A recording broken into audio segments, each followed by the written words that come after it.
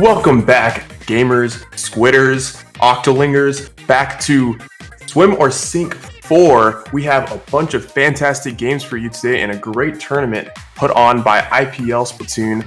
I am Zillard, and I am joined today by someone who usually runs behind the scenes but is joining me in the commentator booth today, Kira. Kira, how are you doing?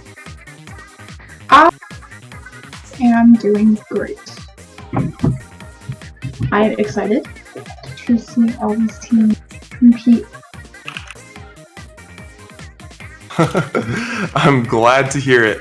So first off, we will be starting off with a match between Stormy Knight and Aegis. Now Aegis is one of the newest teams on the match or on the map, and I don't think I've heard much about Stormy Knight, but it seems to be a pickup amongst friends. I do recognize some names on that roster itself. So this is the setup between the 15 and 16 seeds right now. So we'll just go ahead, get on right into it, as our first game is Tower Control Anchovy.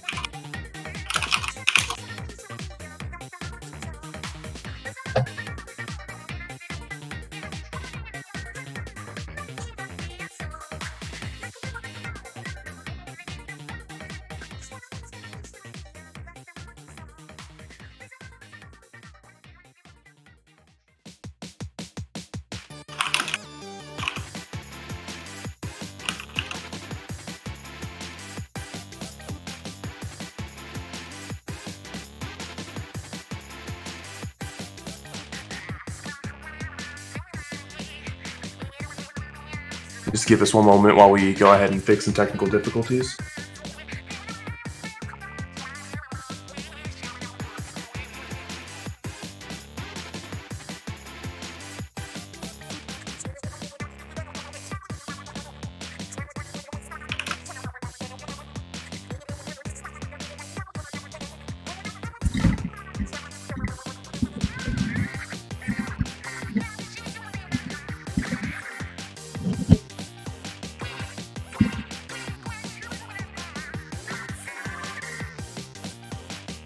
Alright, so we are going to head into game one.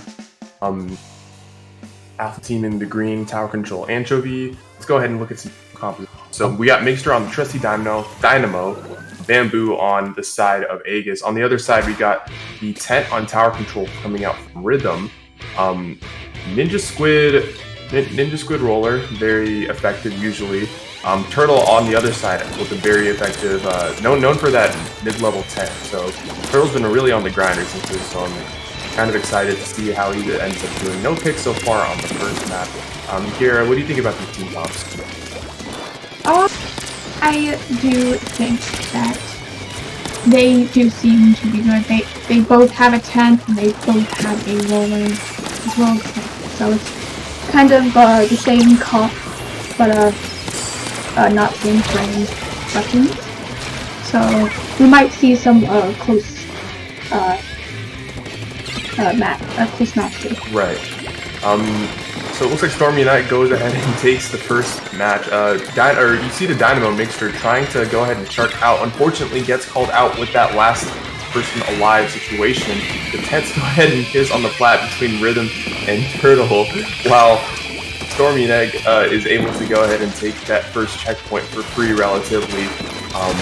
Stormy Knight's shown a lot of dominance as this stuff has come out. Rhythm is really providing their front lines a lot of pressure. Unfortunately, Commentators curse, Rhythm goes down, Huber goes down on the tower, so it looks like that might be the end of the push, but Jaheim comes in with a fantastic splashdown snipe only to get punished immediately by Migster. A lot of groundwork still needs to be made on the side of a lot of groundwork needs to still be made on the side of Aegis. They're a relatively new team. They might still be getting their feet wet under them. Meanwhile, a lot of the members on the side of Stormy Knight actually have a lot of practice, especially with each other. So I think it's just... Oh, unfortunately, there's a DC. I think the objective has been pushed past 30. I don't know if they're going to go and be able to get to replay. Depends on the...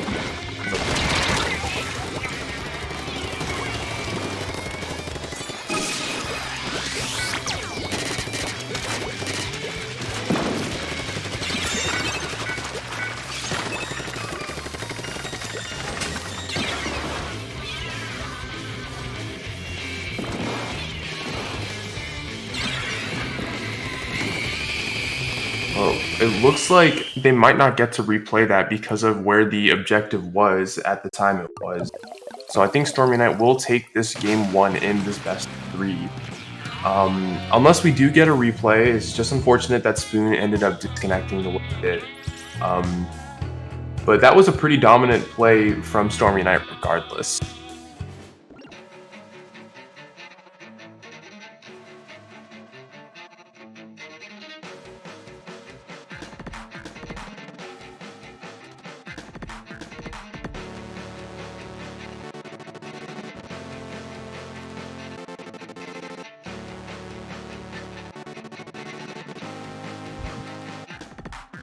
Up. Yeah, give us 1 sec to reset the lobby. We'll be right back.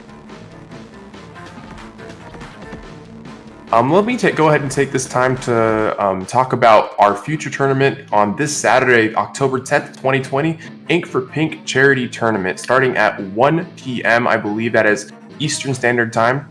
Ink for Pink is presented by Game Set Match, and it's an upcoming charity tournament supporting Breast Cancer Research Foundation, BCRF. This will be a 2-day online event, and you can go ahead and check out the organization that's supporting that we are supporting at www.bcrf.org. The Battle 5 page, if you just search up Ink for Pink by Game Set Match, it'll be there. I don't know if we can post the link in chat right now.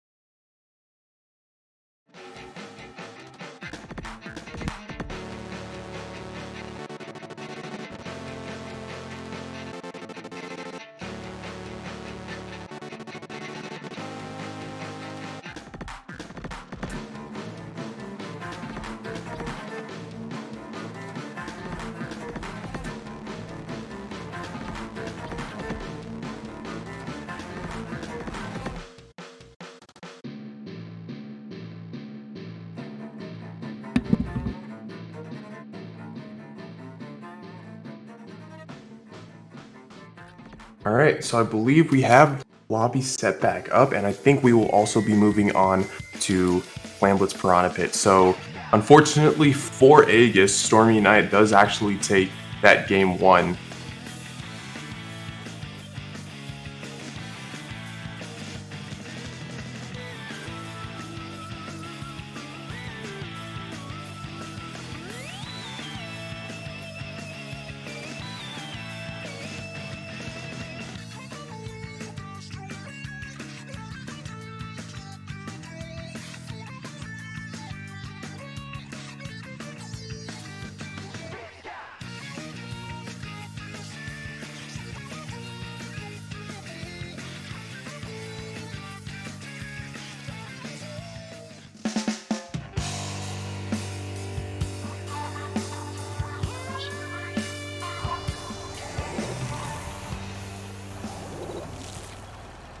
Anyway, we do see a small change. No real change from both sides. Actually, we end up seeing Rhythm. Oh, an unfortunate another DC. Oh, in this case, they will get the chance to replay because it happened so early.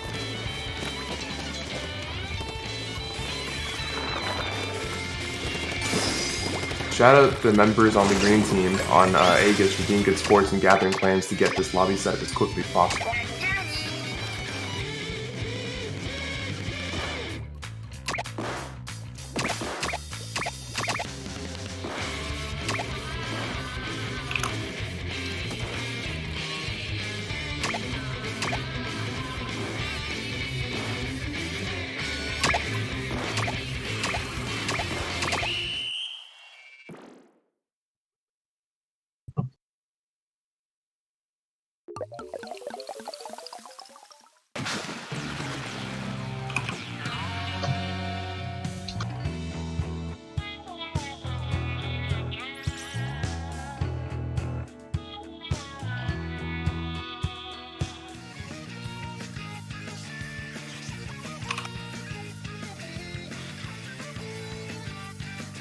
So we will get the chance to replay this game. It's just unfortunate that we haven't really gotten the chance to play, see a full game between these two teams, but unfortunately that's the reality of the peer-to-peer online matchmaking that we've ended up resigning this game to.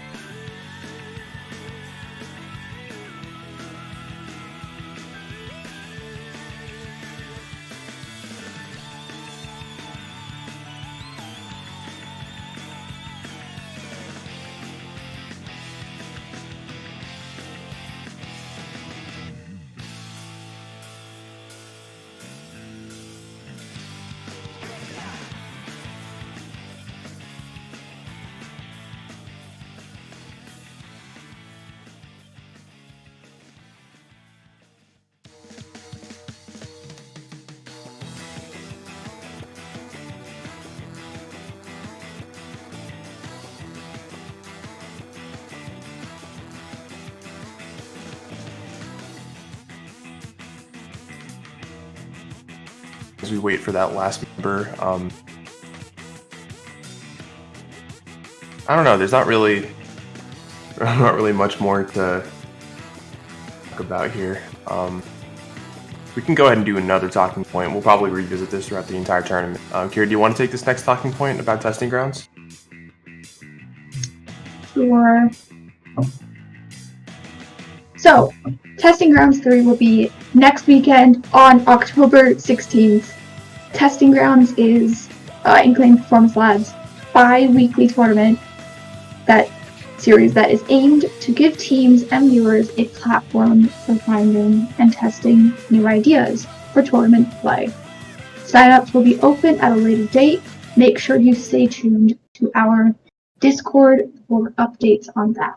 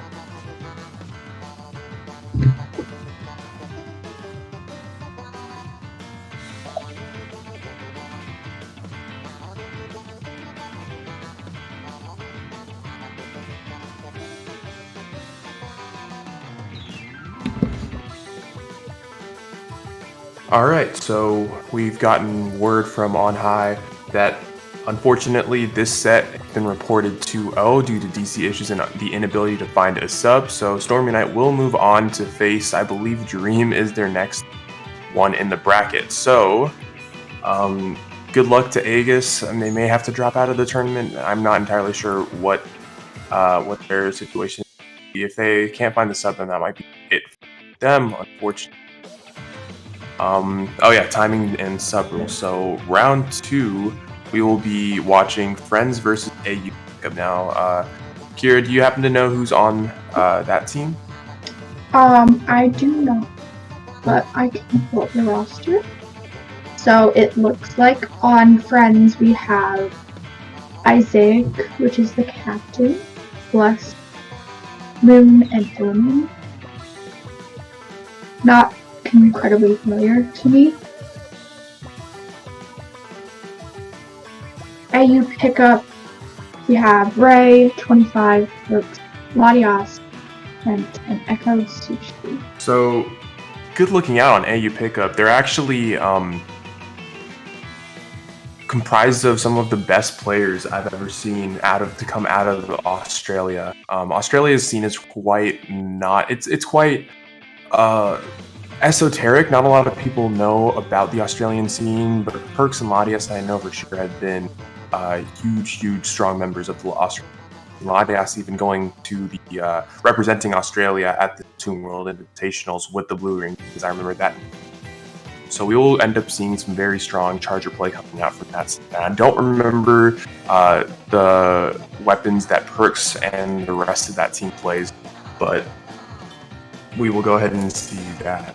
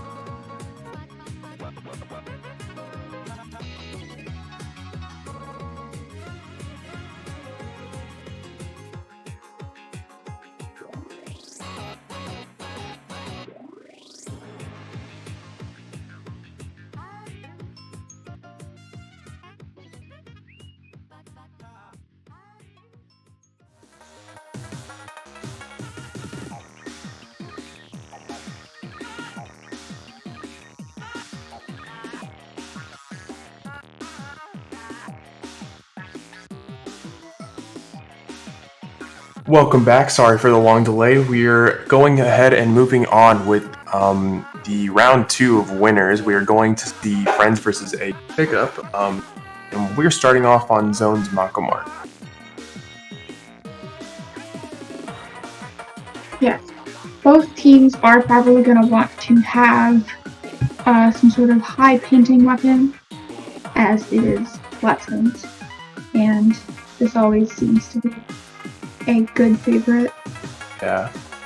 What I really know about the roster from Friends is that Isaac's actually known for being one of the only Bloblobber players. I don't know if he's still playing Bloblobber in competitive. Isaac's also known for the Nautilus 79. Omen being a potent frontline and Zap player. Moon, I believe, has been traditionally a flex, but most recently been playing Decay Machine. I'm not entirely sure what Bless is playing, but given the history of the other 3 players, Bless is probably Charger.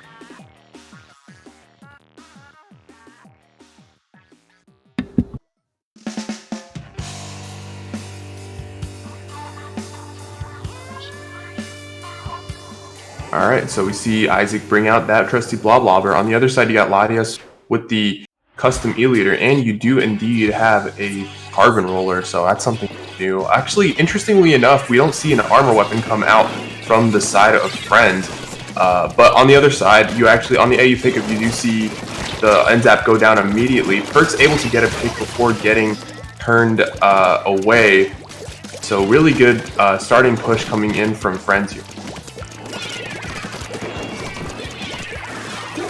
Yeah, absolutely. You see Bless with the Squeezer, I believe that's correct. And we do see them jump out. So far, I think that's AU pickup with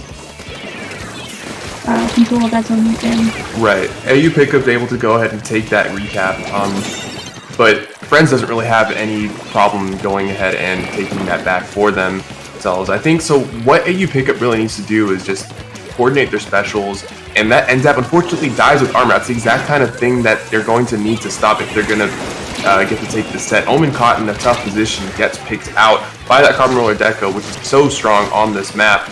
But the AU pickup, they are able to go ahead and take that zone back, so good on them. And Perks is getting really cocky here, able to get almost 3 kills. If he can get that vertical flick, he does actually get that 3rd kill on Omen before going down to Moon with that sloshing machine. And they do end up taking the lead while that NZAP is holding onto that armor, so this is a really strong position for that counter game.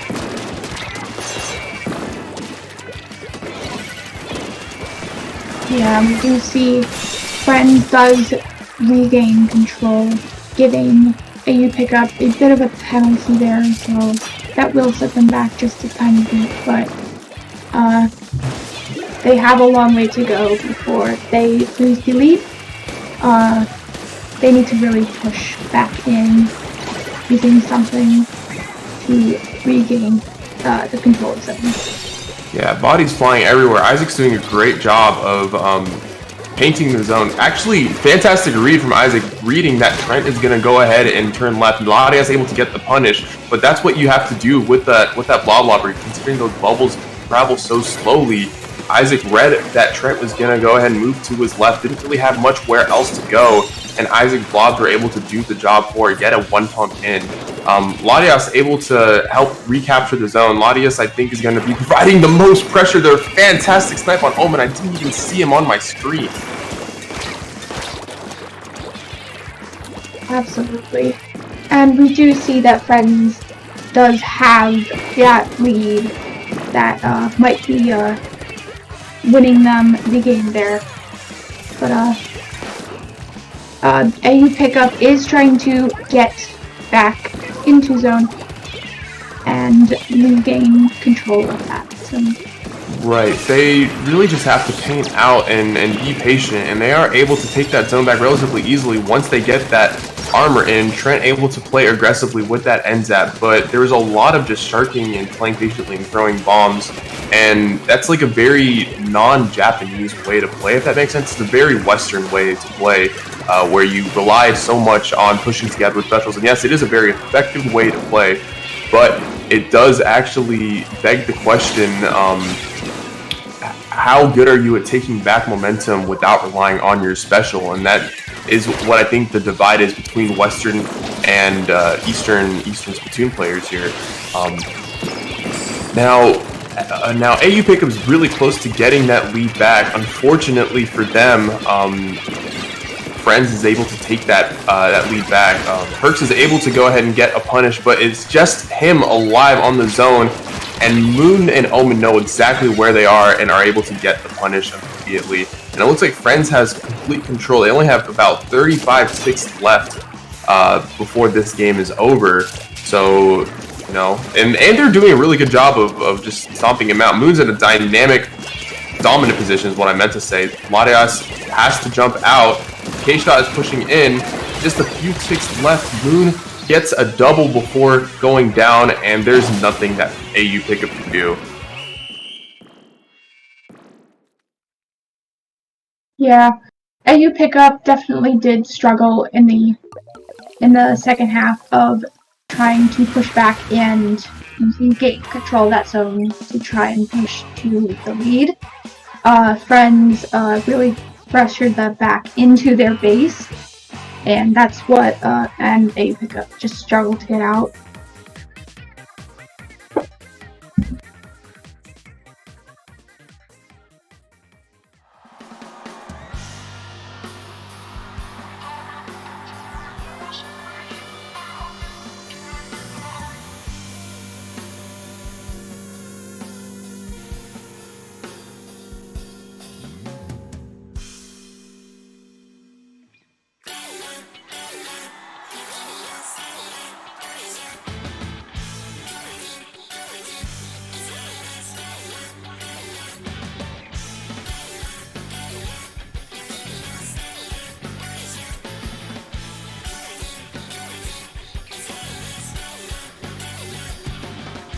Alright, so as Friends goes and takes that set pretty dominantly, well, a little back and forth, but they did have most of the control. It just took them a little bit more time to get that control, but without a pushing in special like armor, they're still able to maintain control on top.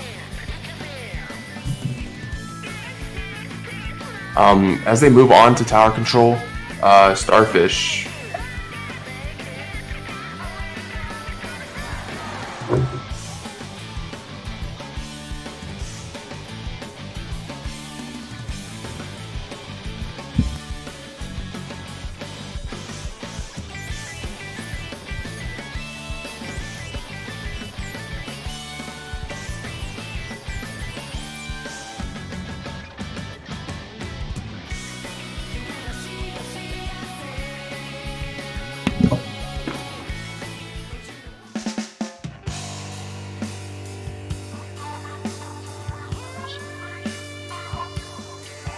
Alright, so we will see Bless change to the T-Tech, and we will see the T-Tech also come in on the other side as well. So no armor, once again, no backline, no true backline that is on the side of Friends. So they are moving to opt for a much more flexible composition. And I do actually think it's a good pick on this particular map.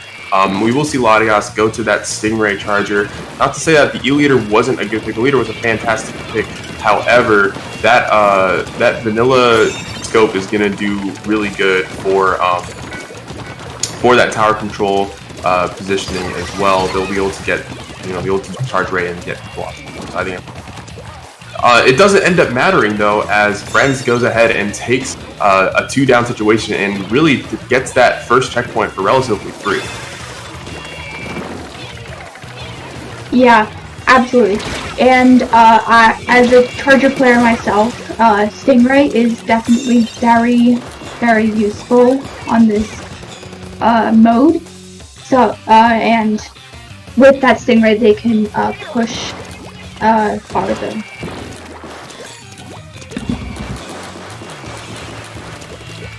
Right, and we do see that Stingray get charged, and we will get to see some scope perspectives. So I'm glad to see that. But the missiles are getting just a little bit oppressive, and AU Pickup is having a really tough time just simply painting out. Their backline is forced to keep pushing back, not able to get picks. They can't really get in better positions. Maybe they can get something with this Ray, but I think Friends knows a little bit more.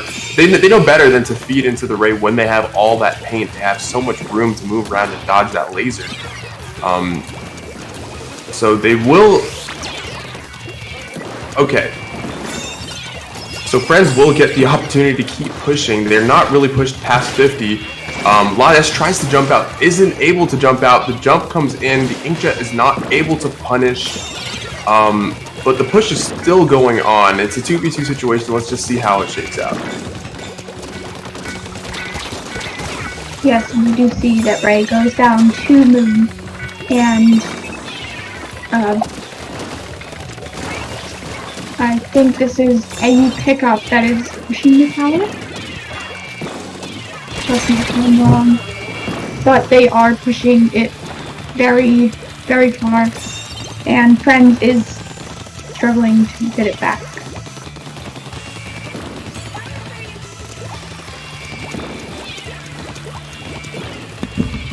And they do end up getting a push to 36. We do see that the AU Pickup T-Tech get an Inkjet. Will they get a pick? They don't really have...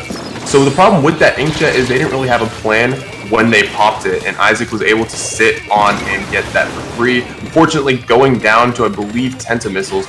Moon is out of position, able to get chipped and a half on with that splashdown, and providing a very solid defense on that on their side. So they're ending that push at 77. 2 minutes left to go, and it's really seemed like there's no indication of AU Pickup able to break out of mid, because the pressure provided with the paint and the offense from Friends is a little dominant.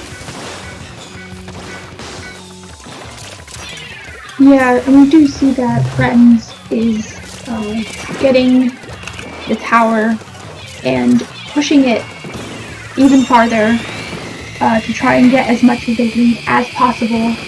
AU Pickup does try and use the Stingray, but he's taken out by the Blobber.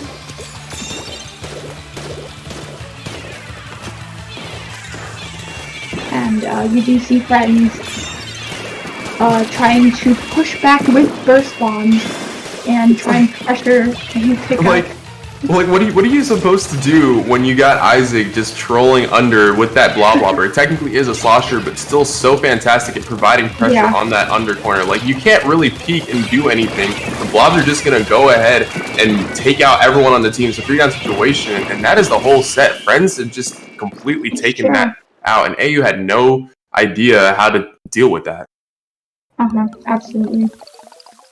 They got very pushed back into base, and they just struggled to get out of there.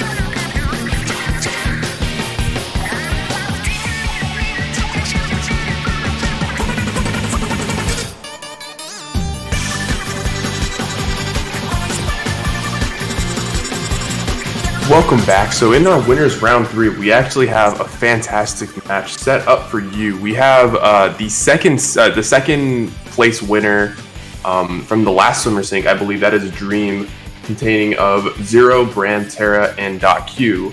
On the other side, we actually have a quote-unquote casual team. That is actually the name of their team here, comprising of 2 extremely strong players from the Spanish side.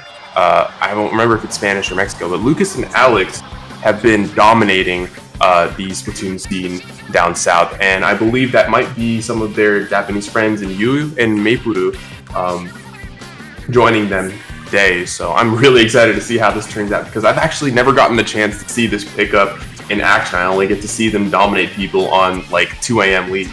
So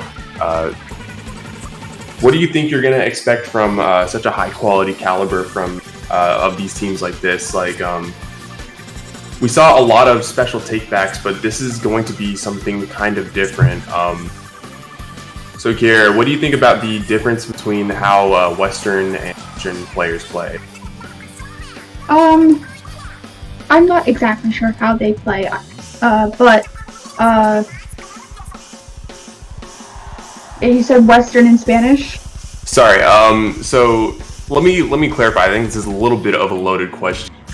So Western players tend to play on the idea that you coordinate specials that objective, whereas Eastern players tend to play on that you have enough mechanical skill you can win despite not having a special. Not saying that either of these teams are going to play that way, but it's just indicative of how we usually see it. But actually, let's just go ahead and move on to it. We do actually see the vanilla Octobrush coming in from Maipuru. On the other side, Zero's been grinding that Nautilus 79 and bringing it out today. But how about Terra on that mini Splatling? Such an underrated heavy pick. Dream does get that first pop. Maipuru having to shark a little bit in a really tough position, gets punished immediately by Zero. And you see Q take that left path immediately. What do you think about that left path when you play this map and mode on Surgeon? That left path can kind of be like a dead hallway where you're like kind of stuck, because it is such a short corridor, and all the opponent's members can try and like gang up on you and like sandwich you, and right. You can lose the Rainmaker that way, but you can also gain a lot of points that way too. Exactly. Unfortunately for Dream, as you see, Zero gets punished immediately by that Ninja Squid Octobrush. Dream wasn't able to get that quick push.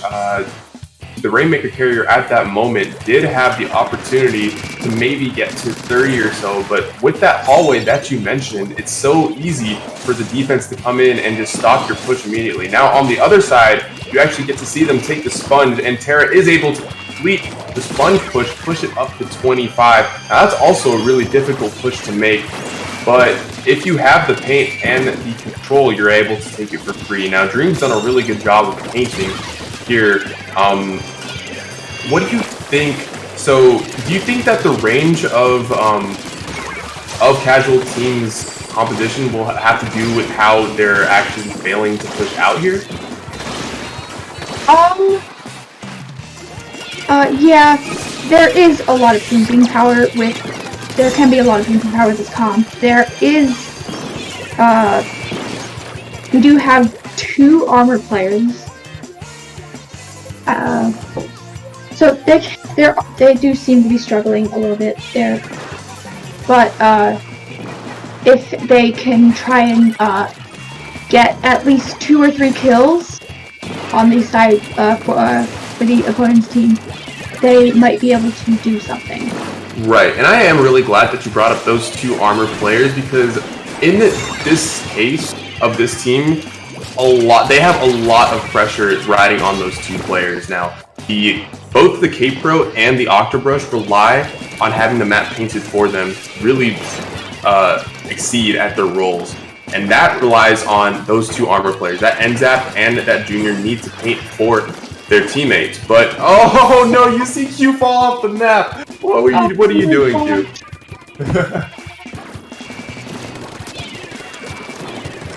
But yeah, as I was saying, those armor players need to be able to paint the map, but you see a lot of sharking going on, and you see a lot of just bombing and running around. You don't really get the opportunity to paint the map when you're doing stuff like that, because you're just getting caught off guard in situations like that. So good on Alex for able to catch Terra in that mini splatling off guard there.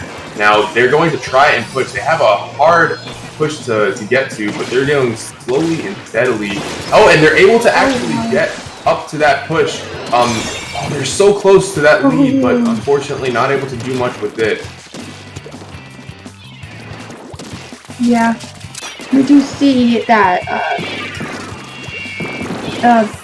Dream is trying to push it out of there, so Casual Team does not get that lead from them.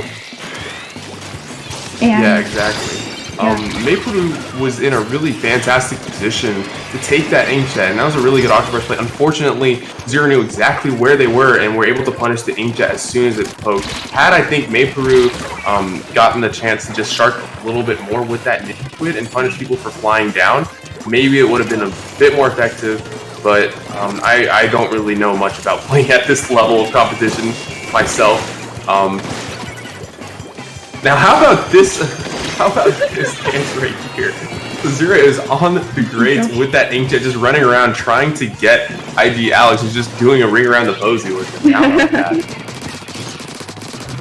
Yeah, that is definitely a underground bit that is not common to be used, since there is grates there and you can fall through them. So that is definitely a first that I've seen. It's definitely not common. But we do see Casual Team holding the Rainmaker, but they lose it at the last second, and that match does go to Dream. So that was a really funny game. We got to see Q fall off the map. We got to see Zero dance around with Alex underneath the bridge with an inkjet.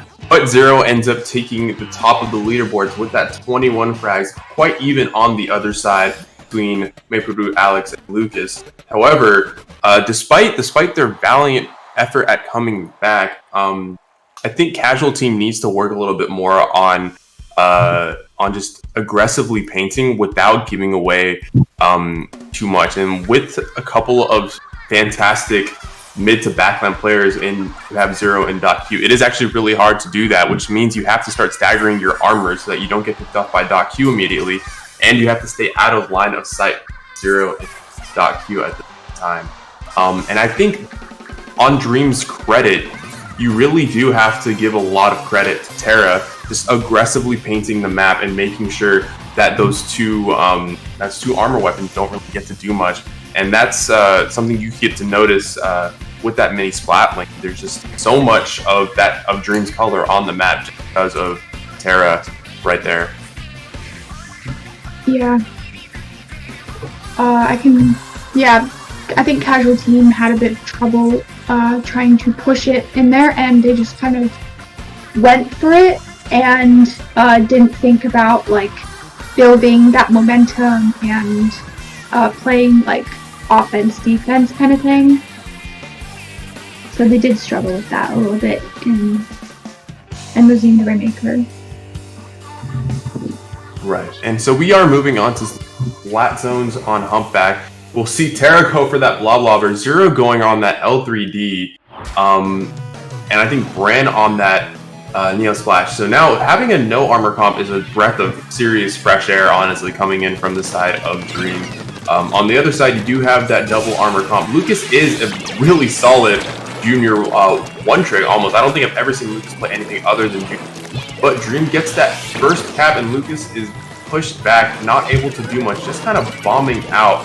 And that's, I think, the weakness of being an aggressive junior is you don't really prioritize painting the map for your special. You're kind of prioritizing getting people out of an area with your extended team. And I think that might not work in their favor. But Zero does go down, and there's that armor coming back, and Bran is forced to push back. And yeah, they have their first cap of the match here. Oh, what a fantastic trade. So Kira, given such a short range comp from the side of casualty, how do you think they're supposed to continue the pressure against such Necrons? Well, they don't have a backfire, so I think their longest ranged weapon is the Squelchadooey. Yeah. Yeah. And so they do have a fully aggressive comp there, and a lot of painting power does go into there. We do see the double armor again, and they are trying to push it out, and it might not be easy since they don't have that backline to like kind of get the picks off. So you get to see an interesting phenomenon coming out from Dream. So a lot of high level to top level chargers know on this map, if you're a charger, you want to take that right elbow, and Q was right there. Got a fantastic snipe on Lucas and got some chip damage on the other side as she's drawing the effort away from the zone towards where she's pointing her laser. You see Zero and Terra and Brand able to lob burst bombs and their lobs and just get picks off of them for free. And they end up taking the set because of Q's fantastic positioning. And combined with that fantastic positioning is just great synergy coming in from Zero Brand and Terra here. The Dream will move on, taking a dominant 2-0 over Casual Team, which did fight quite valiantly, but they will actually see the winner of Supernova, who Zero is not playing with today, and Inkling Heroes. Inkling Heroes actually has a 1-game lead over Supernova. We will get to see the story on that in a little bit. On the other side of winner's bracket, we actually see the number 1 seed, which is essentially Sayonara plus Biscuit. And I'm not even going to try and say that. Okay, I will try and say that name in a second. They will be facing off against InControl, formerly known as Ascension. InControl Splatoon picking up a team recently in this last month. But yeah, we'll go ahead and take this time before we set the next round up to do a read about our Ink for Pink charity. Kira, do you want to go ahead and take this read? Sure. Ink for Pink charity is presented by GSM, and it is this Saturday, October 10th, and it starts at 1 p.m. Eastern Standard Time. This is a 2-day online event in support of Breast Cancer Awareness Month, and they are supporting Breast Cancer Research Foundation. I do believe I can drop their Battlefy link in chat. Make sure to sign up for it, as it is a charity tournament, and all proceeds go to breast cancer awareness research.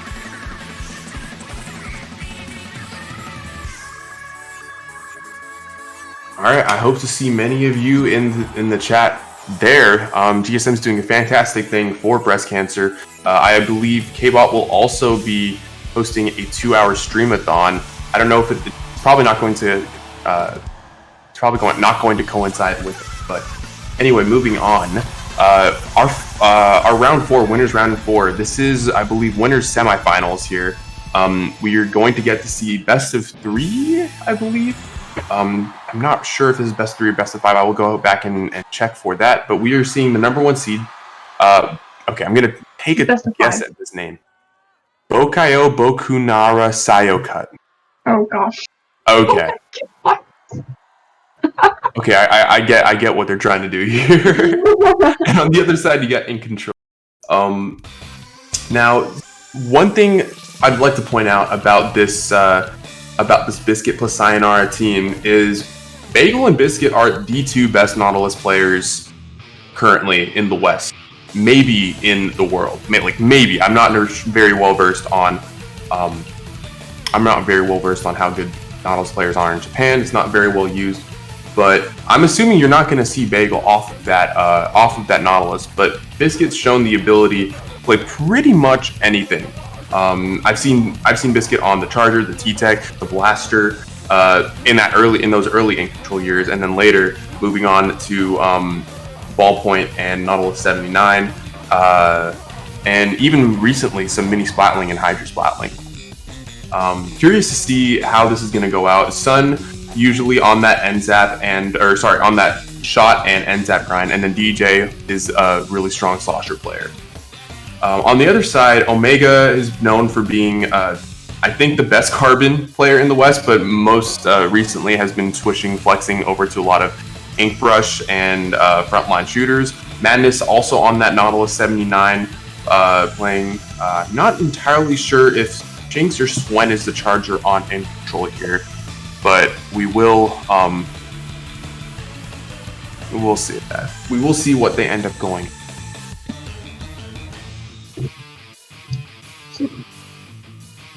So hopefully this is a very exciting map, as Beagle is quite the one to impress a lot of people.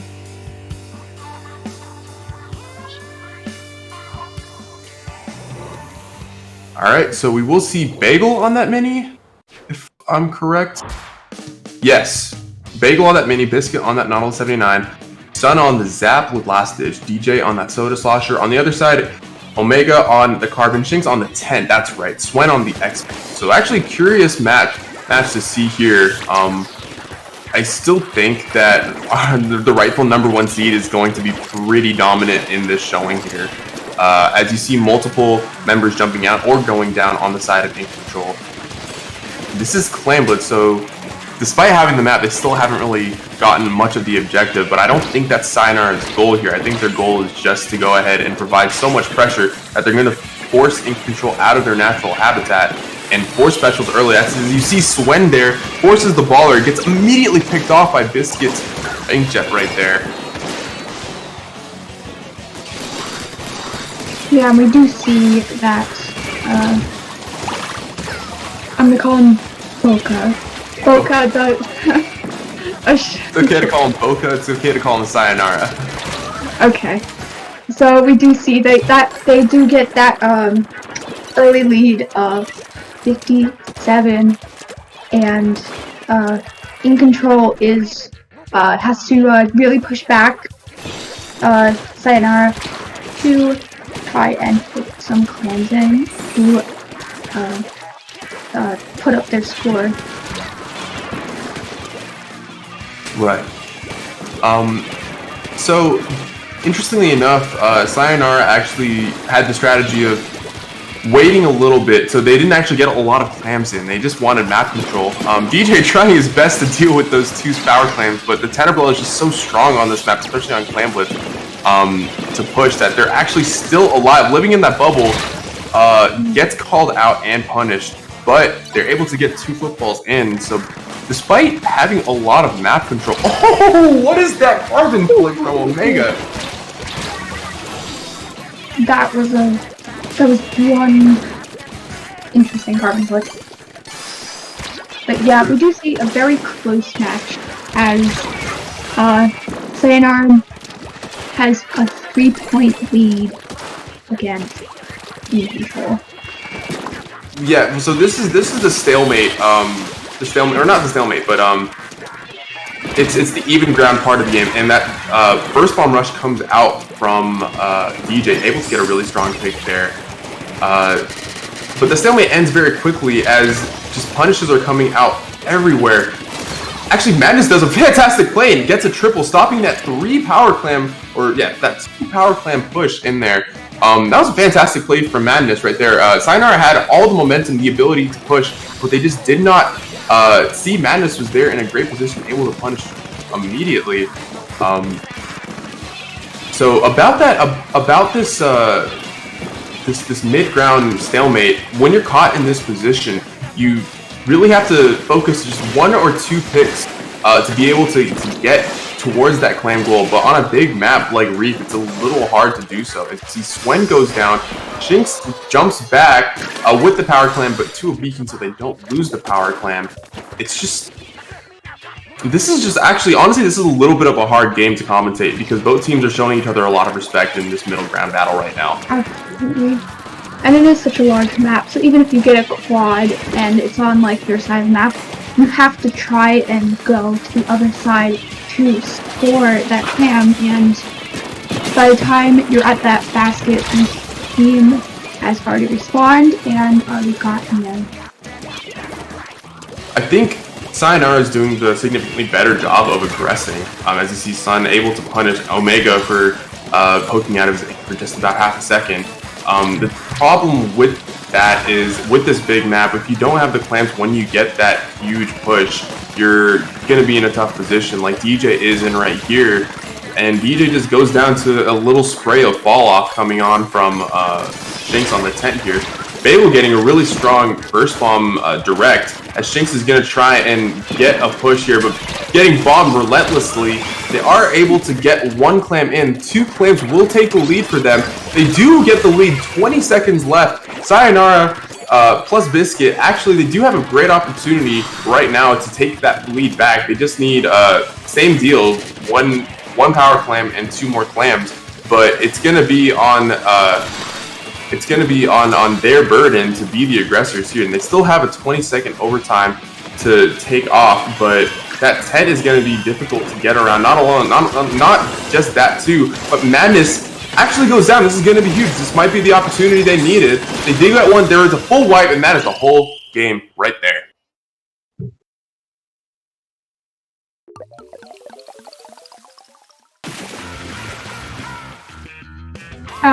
Was definitely a very close game.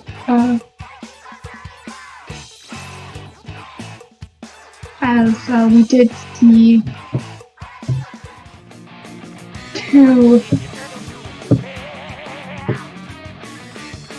Splatling players on the side of Sayonara, which was definitely interesting. Definitely something I haven't seen before.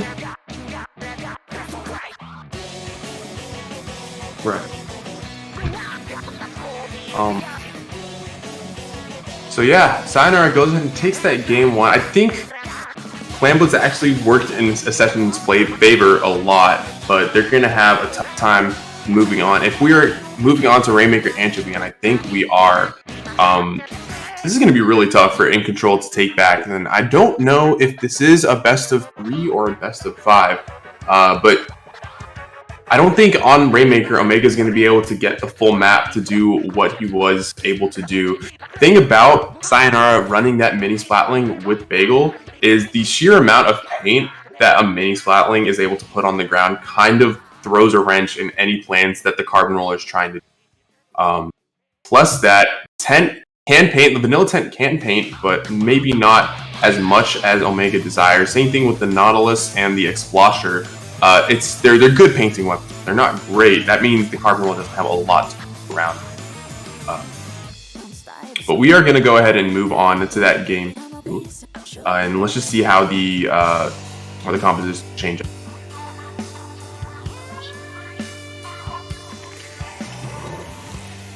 Oh, you see two knots. All right, so we got the double Nautilus coming back, and those who know Bagel know that Bagel was the pioneer of the Nautilus 47 in the West, like the pioneer for the longest time, as Bagel was in those early days with Sayonara.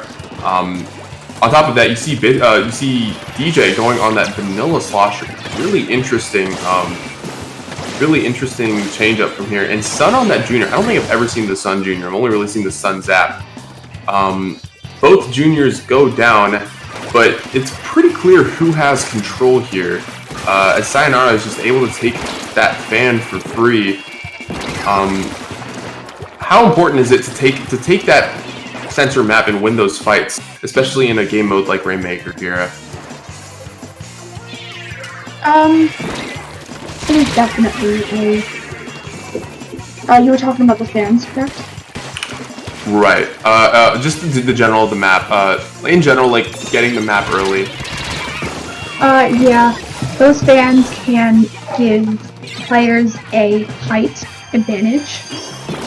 which can be useful for backliners to go and pick off at their enemies. And it can also be used to score in Rainmaker. It can be used to score a lot of Rainmaker points, and can help to push. Right. Yeah. Oh, okay. Wait. Okay. So I didn't actually realize, but InControl's InControl good. They actually pushed to 1. They got a full wipe. Omega has been sharking with that carbon. Got like a 8-kill string in a row, and they got the KO. And they have evened the series up at 1-1. And holy crap, where did that time go? Wow.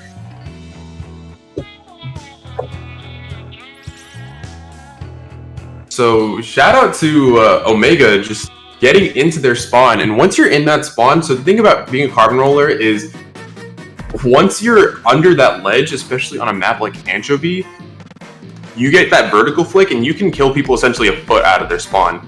It's the ultimate, got him, GG's, I'm under you, but I can flick higher than you so I can get people. It's really funny to watch, but it's infuriating to be the victim. Speaking of, this is actually another kind of map where you can abuse those ledges, especially at Carbon. But given that InControl is the Bravo team, I believe they'll be starting on, I don't remember, I think Bravo team starts on the left side of the map, if you're looking at zone at the top.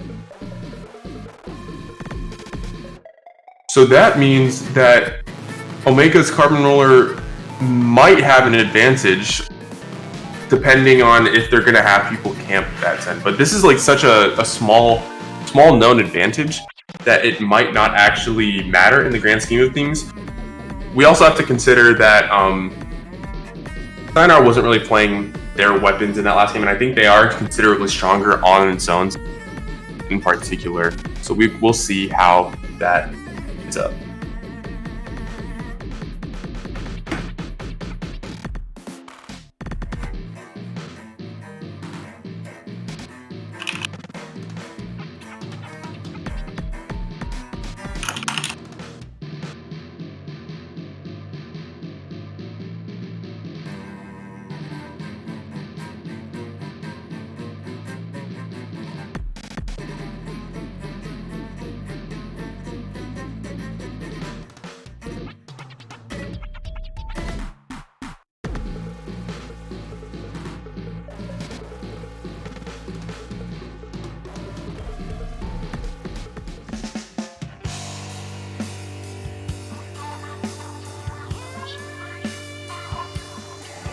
Alright, so we will see that first comp visit, and you see Swen go to the Swen go to the Squiffer. Fantastic pick, I think, on zones in particular.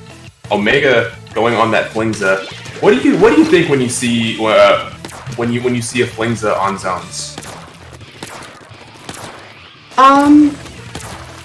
A Flingza is definitely one of the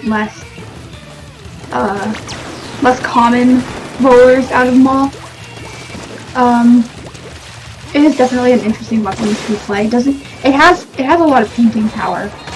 I'm really glad you mentioned that painting power. The thing about the painting power that allows, especially the foil Flingza in particular, which is what Omega is playing, is it allows just a lot of spam of missiles. So the Flingza, I believe, has a pretty low special count with 180 points special, and given that how strong it's able to paint, you can just stack those missiles on over and over again.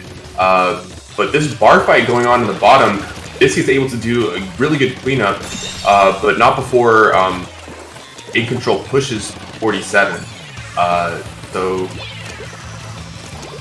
yeah, we're just gonna go ahead and wait for them to respond and see how it's now that tent is in a really strong action. And here we go, this is what I was talking about. Able to just paint from spawn for free and get a missile in as the specials are coming back in. Oh, what a deep coming in from Ancient Shanks, getting a double there. Yeah, we do see InControl does take that zone back in attempt to get lead. And we do see Sinar trying to push through a bunch of different sides, and so they can try and keep the lead. And we do see that Center does take lead, zone back. It's just back and forth. Yeah, really back and forth indeed. One thing I actually like to point out, Biscuit was on that Inkjet, and I think Shinx on that tent was camping the Inkjet, but Biscuit was actually able to live and punish Shinx with the tent. Really fantastic play coming in from Biscuit there. Not a lot of players have the caliber to be able to do that. Matt is caught between a rock and a hard place, and Sayonara is just getting 4v3s, 4v1s really, 3, as InControl's stuck in the position of trying to solo push out. Now one thing I think fantastic one pump from Shinx. One thing I'd like to point out from Shinx is this is kind of a really strong tent play, unfortunately getting directed by Biscuit Inkjet. The goal of the tent on this map is to draw people away from the objective, but when you don't have objective, it's not quite as effective. Sayonara had a one-person advantage with the zone. This might be the set.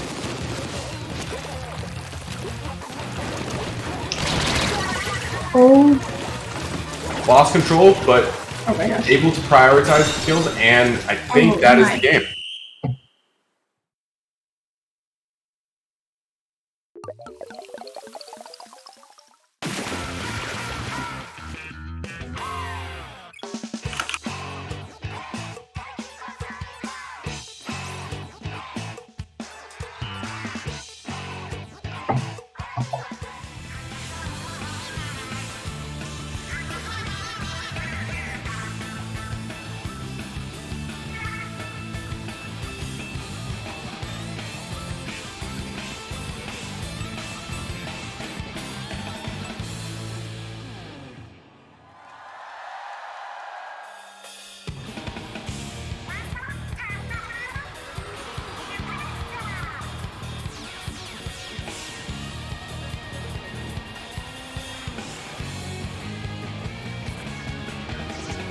Alright, so that is the set. And I think this is also the end of our commentary block here.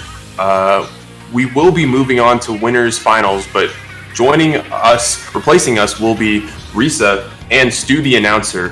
Fantastic dynamic commentators who have been veterans in the scene for the last few, for about a year or so. I've been Zillard, and joining me has been Yucky Ducky Kids, aka Kira. Kira, do you have any words you want to say before we sign off? It was a pleasure commentating for this tournament. Lots of great gameplay was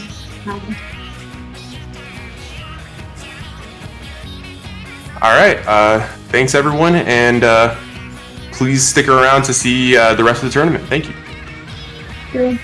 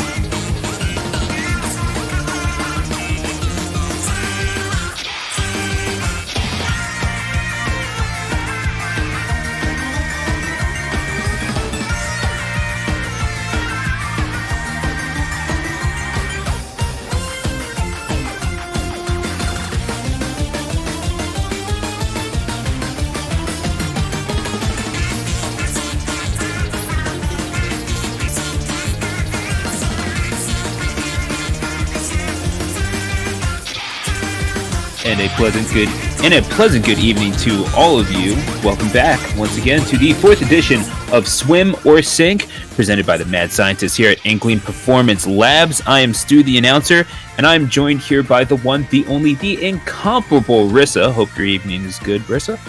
Absolutely. I hope yours is good as well, Stu.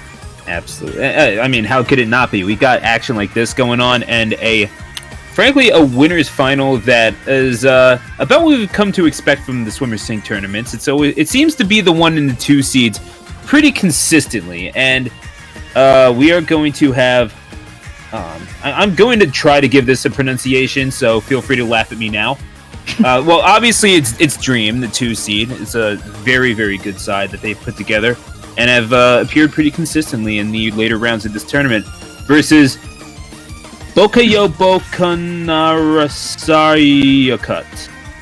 That was perfect. Which we are going to shorten to Boca from here on in. So, Boca versus Dream, the 1 and 2 seeds in this winter final, about what we were expecting. And you talk about the deluge of ink that is going to be filling these fields. Well, talk about how these two teams are overflowing with talent. Absolutely. These two teams on a Wednesday night, I mean, this is going to be some extremely good Splatoon action with these two teams coming into the winners finals. So as these two teams do come out, right away we are seeing Nautiluses. Not a lie? I'm not sure. And from the side of Sayonara, they're coming out with 2 Nautiluses, and then there is 1 Nautilus on the side of Dream. So for tower control, this is a really interesting way to start out this match. And right away, we do see 1 go down on the side of Dream. So right now, there is a fight for mid going on as Sayo here starts to take the tower. You definitely kind of have to respect Bagel trying to draw aggro from that backliner. And again, as we're seeing, Zero trying to jump all the way up, and that's not going to provide many dividends for them or Dream. They will get taken down on that ramp just going up to midfield. Q is going to try to make their presence known on this scope, and the Stingray is going to try to push people back, does get Sun to take down, and the Squidbag talk to him, Q! That's what I'm talking about. And as they reach the first checkpoint, a quick early push there, as it seems that Boca, I'm not really sure how we're going to be referring to them, Boca, or definitely the Sayonara pickup, as you want to describe it. Kind of on the back foot here, is already Dream have pushed it past 50. Yeah, we saw Zero on the tower there, just juggling it and getting points on the board. And finally, Boca here is able to kind of start pushing up. Biscuit, though, looks like Biscuit pushed up alone and was called out for that. DJ here tried to follow up that push that Biscuit was starting to try to have happen, but unfortunately, Boca here is getting taken down in mid as Dream is calling them out one by one. Yeah, and that's the trouble that you are going to have to deal with, isn't it? When you're having these weapons, and it really just comes down to, especially on this map, getting the backliners out of position. That is, whenever you do have the backliners, this double Nautilus comp that Boca is running does serve to be pretty good, especially when the Nautiluses in question are Bagel and Biscuit, 2 of the best that the North American continent have to offer. And DJ with that slosher, a soda slosher this time. We did see a little bit of vanilla out of our competitors earlier on, and that was noted by some of our staff. It was interesting, but yeah, that kind of means that you're giving up a lot of range, and that means if you do not take Q out of position, they are in a position to control the proceedings of this match. Yeah, absolutely. If Q is on the map, they are going to be giving jumps to their teammates. They're going to have that Stingray ready, and so that is definitely someone that they are going to be watching out for. Right as we are saying that, Q is taken down, and the tower here is starting to push a little bit from the Sayonara side, but looks like Dream was right on that. Dream still has the lead. They were able to nice and group together, stop the tower, and they are still putting up tons of pressure with all the specials that they have ready. Yeah, and really, whoever reaches that final checkpoint could very well become the winner of this match, especially as we approach 90 seconds remaining and indeed pass it. Terra looking for a little bit of room with which to operate, but DJ will say no, slam the door shut, and bag on him just a little bit, just a little disrespect. You know, it's good and healthy doses, but Biscuit will try to lower the boom with the inkjet, is not able to find any of the picks, is able to ink a little bit of territory, but that, as all things do, will have to pass, and they'll have to get it done the hard way as Sun sits on the tower and tries to take away every single route of opportunity for their opposition. It's still a close match, but we're seeing the light at the end of the tunnel here for Dream as they lose the lead. Never mind, and Bran with the double, trying to make it a triple, but they're still going to maintain control of the tower, Woboka, and bringing it up to 85 points. Yeah, that was a great push there from Boca's side. I mean, they saw that there were 3 down on Dream's side, and they took advantage of that. They pushed up together. They were on the tower consistently, painting around, getting their specials. And as we see the last 10 seconds of this match come out, we're seeing both teams get both of their specials ready. And Dream here is trying to get ready for a counter push within the last 5 seconds of the match. And this is going to be a little difficult to do. They have an entire gulf's worth of space to make up. They only have one person on the map, and that it's not going to be the one that touches the point. And it will indeed go to Boca for the sayonara, however you want to call it. They were certainly the winners of that map number 1. And you take a look at the splats and how they were spread out. I mean, that's about as even as it gets. That is a very good effort all around. No real star player, but again, that's why they're the number 1 seed. You're talking about 4 great players on the other side. This is one heck of a team that Boca has put together here tonight.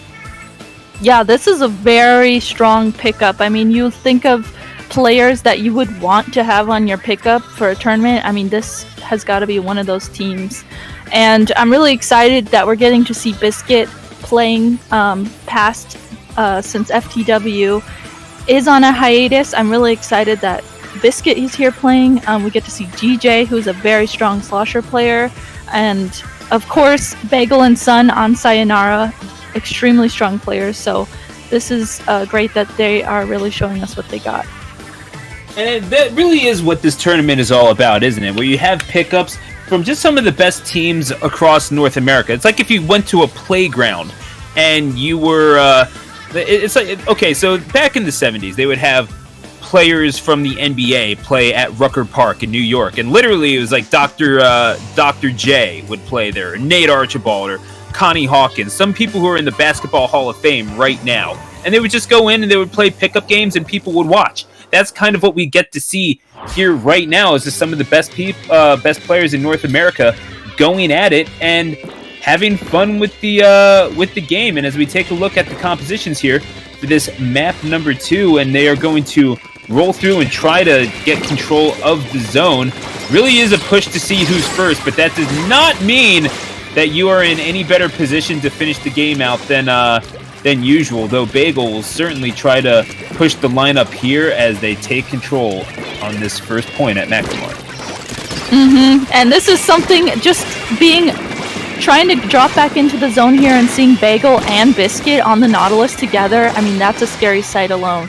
And we can see that exactly happening as they are doing a great job at guarding the zone. Q here opting for the Explosher this time instead of the Charger. Great weapon pick for zones. Q, though, trying to pop those bubbles and start trying to push into the zone, but drops down and is unfortunately called out immediately by Biscuit. And that was just a decent little piece of Splatoon there. Zero going to try to scramble the positions with the Tenta missiles, as they try to reposition themselves and get control of the sides. Zero will lose the 1v1, and Bagel proving to be just a little too much in that corridor. The Inkjet is going to seek out Terra, and indeed shooting to kill Bagel, going to help their team cut in on the penalty as they retake the point. And they... Nice shot, though, by Zero.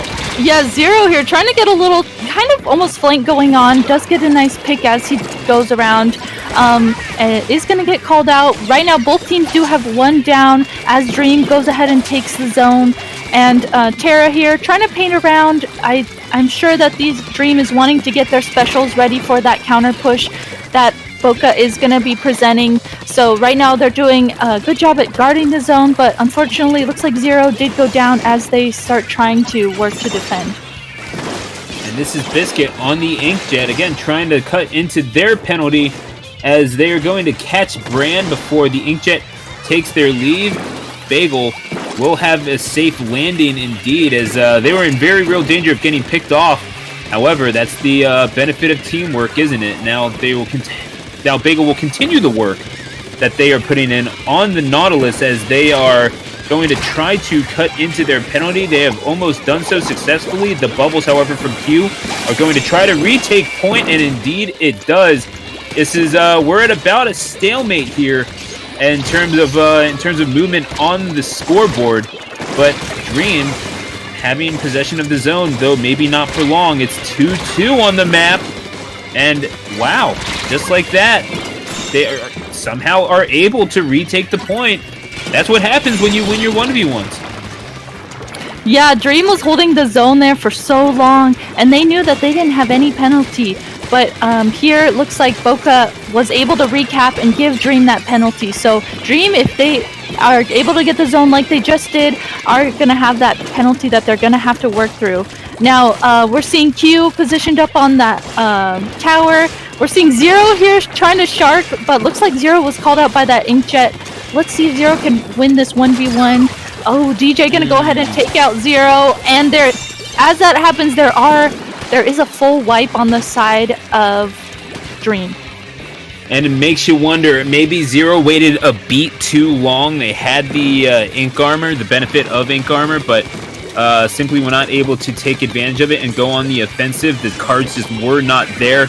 Maybe that was Boca hanging around just a little too long for Zero to feel comfortable pushing in. And now, as Dream does recapture the point, they're going to continue cutting down on the penalty, slowly but surely whittling away at the board. However, it's only that Explosher of Q's getting those picks somehow, some way, but they may not be able to maintain the zone. They do somehow. They respawn in time, and Q is rewarded with a splat on DJ as well. However, they are not able to maintain control of the point. It's back and forth real quick. Hang on to your hats, Rissa. We're in for a wild one as we approach the last 15 seconds. Yeah, last 15 seconds. One goes down on the side of Boca, and we see Q here desperately trying to paint the zone with that Explosher. It looks like we're seeing bombs come out on the side of Dream. They're doing everything they can to paint the zone, and they do just that. Now they do have to stay alive, though. There are two down as they go into overtime. Oh, but that's a lot of pressure that's being put on the point by Boca, and they may well... Oh, despite an amazing effort by the Slosher at the very end, that was DJ trying to do everything they possibly could, moving heaven and earth in order to get that, in order to get the results in their fashion, but simply not enough at the end of it all. And you saw the stats right there. Biscuit with 20 splats. The Nautilus duo combining for 38 splats. That is how you maintain a zone. That's how you drive the scores down. And that immediate first push, Rissa, really seemed to be the key difference. Because if you're going to have to face Dream, you want them on the back foot the whole time. Mm-hmm. Yeah, and they did exactly that by that immediately when Boca immediately took the zone, and then they just put up tons of pressure with both of the Nautiluses. I mean, that really almost set the tone for the entire match. Yeah, and some amazing efforts, especially by, when we're talking about DJ, the way that they were able to close out the game with those two splats, just snuffing out any hope that Dream had of getting back into this thing. And, I mean, tip of the cap, by the way, to the backline play of Q, who is hitting some amazing shots, Rissa. That cannot be overstated. just how skillful some of the things that Q was doing was, and really helped to maintain the push enough for the DPS line to get back into the zone and keep inking and starting to get those splats. But yeah, it was pretty amazing what we saw from both of these sides. It's high quality stuff, as you have come to expect from this tournament. But game number 3, Rainmaker on main stage. I'm expecting about the same sort of in-your-face composition here from Dream, but really, they almost have to go all out here. Yeah, if, this could be it for Boca. I mean, if they win this, they will be going on to Grands, right? But if Dream can take this match and bring everything they have, then they could move on to try and work their way to Grands. So if Dream can really give us their all here, they could definitely pull something out of the bag. And especially for a mode like Rainmaker that can really go in any direction, I think this would be the mode in particular to have that happen. It's going to be one of those. It's going to be one of those matches. Brand, in fact, going to be pulling out a Rapid Blaster. So we're going to take a look at that, and you see what they have in mind. Just a little bit of MPU on that thing. Just a little bit of kill power for that Kenta Rapid Blaster. But pretty much the same all around. Although we do see Q switching over to that triple MPU Bamboozler. Bad intentions in mind from Q, so they are going to try to outrange them, but obviously you want a weapon with a little bit of speed. Bamboozler fitting the bill in that respect. Absolutely, and I noticed that we are seeing Zero switching to the Splash-O-Matic, so that's a different, interesting switch as well. And right here, 3 go down on the side of Dream. Sun is just rushing the Rainmaker, putting points on the board, and that was a great starting push within the first minute of the match. And they're not done. Just a sea of blue surrounding the Bagel with the Rainmaker going to try to avoid fire, but still pushing the objective all the way up. 83 points on the board, and they're still not done. Wow, what a pick by Q to get Sun. But it's 4 squids to 3 on the map in favor of Dream. Perhaps this is what they need to let the objective reset. They're trying to do everything that they possibly can. And eventually they are successful, and now you have a chance to push the line forward. The push will start here. They're both guarding the objective, although the Junior goes down in midfield. Zero. It might just be wasting their opportunities there, looking for some kills to perhaps help a push. But when the Junior goes down, one of your main inking weapons, that takes away a lot of your utility, especially when you're a Splash-O-Matic with not a whole lot of kill power. And their armor is gone for that push, so that was a moment where, we saw them, they knew that they had the advantage, but they didn't quite push the Rainmaker. They were kind of waiting and hesitating almost. So right now we're seeing Boca going ahead and taking advantage of that happening, and they push up to mid. They're going to go ahead and grab the Rainmaker again. So grabbing the Rainmaker is going to keep it out of Dream's hands and make it that much more difficult for them.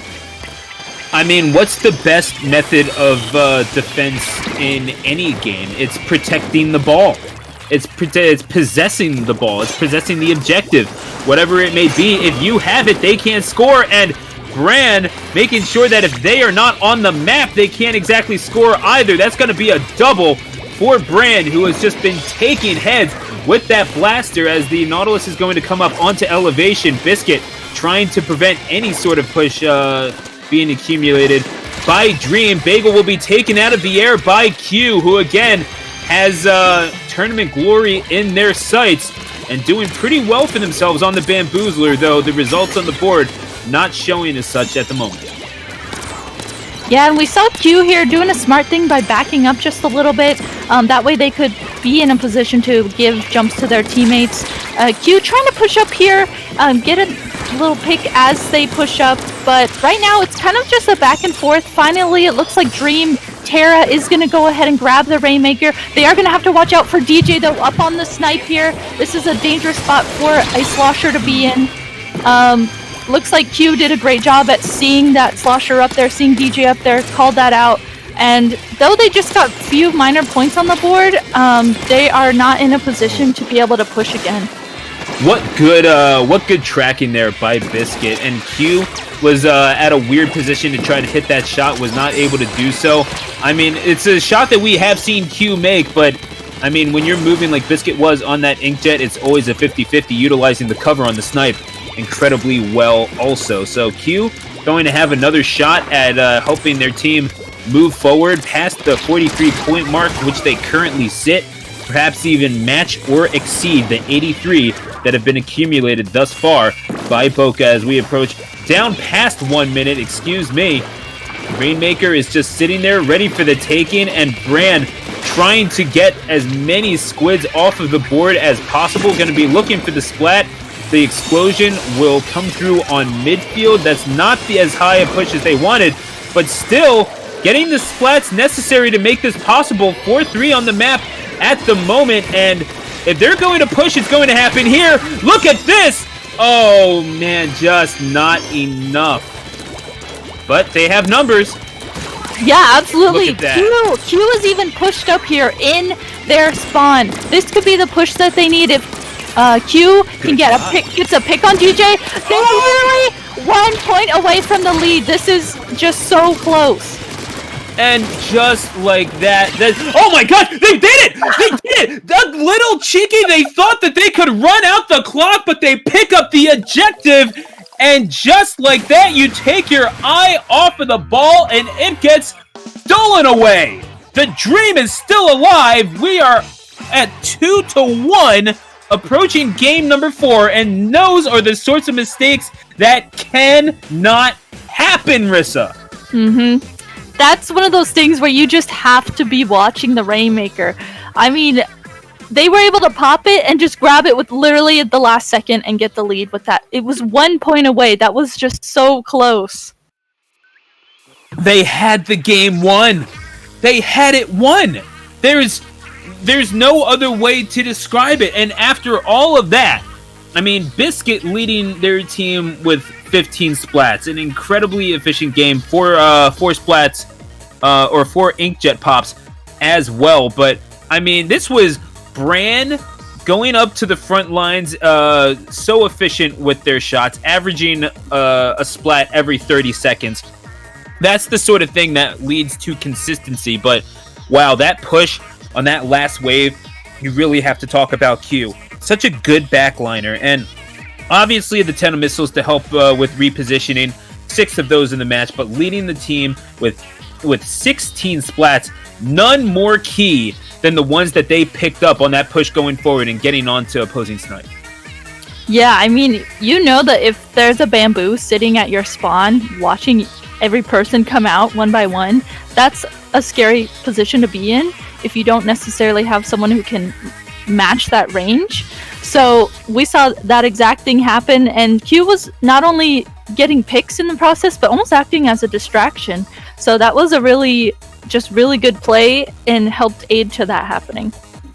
Yeah, and really that what might as well have been a team wipe, certainly assisting Q to kind of narrow the point of focus for that. And we thought that it was over when we saw Bagel take out that Rainmaker with just a couple of seconds left, but the barrier breakage coming through just in time for the Rainmaker to get grabbed, and that is a heartbreaker for Boca, but they are going to have to recover in time. Let's make like a metal band and open up this pit. It's time for Clam Blitz, and this is one of the odder maps because you're not even spawning in direct adjacency to your goal. You're going to have to get back and take that little back route if you even want to defend. As we take a look at the compositions here, what are your thoughts right off the jump?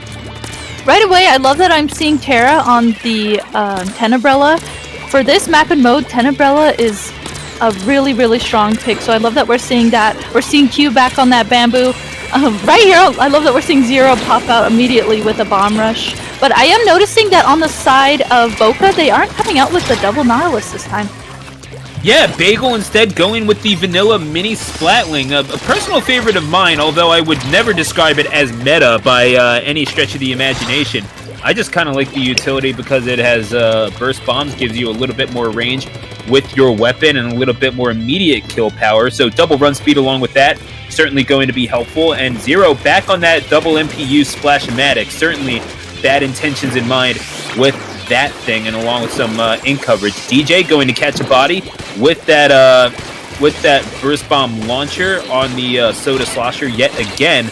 But again, when you're scrambling in midfield to reposition, you are in prime position to potentially be victimized by that 10 umbrella, which is chasing DJ now down even as we speak. Ooh. Yeah, and DJ doing a great job at managing that 1v1 and getting the pick on the 10 umbrella. So that was really good, but there are 2 down on the side of Dream right now, and neither team has necessarily scored.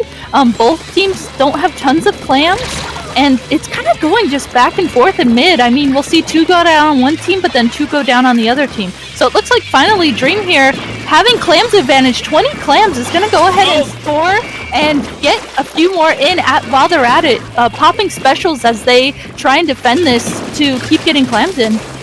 And look at that, utilizing the defensive utility of those bubbles alongside the bubble blower. They knew exactly from where they wanted to defend, and they took advantage. We knew that it was going to be a staring contest. There was not a whole lot of scoring in the opening proceedings of that match, Rissa.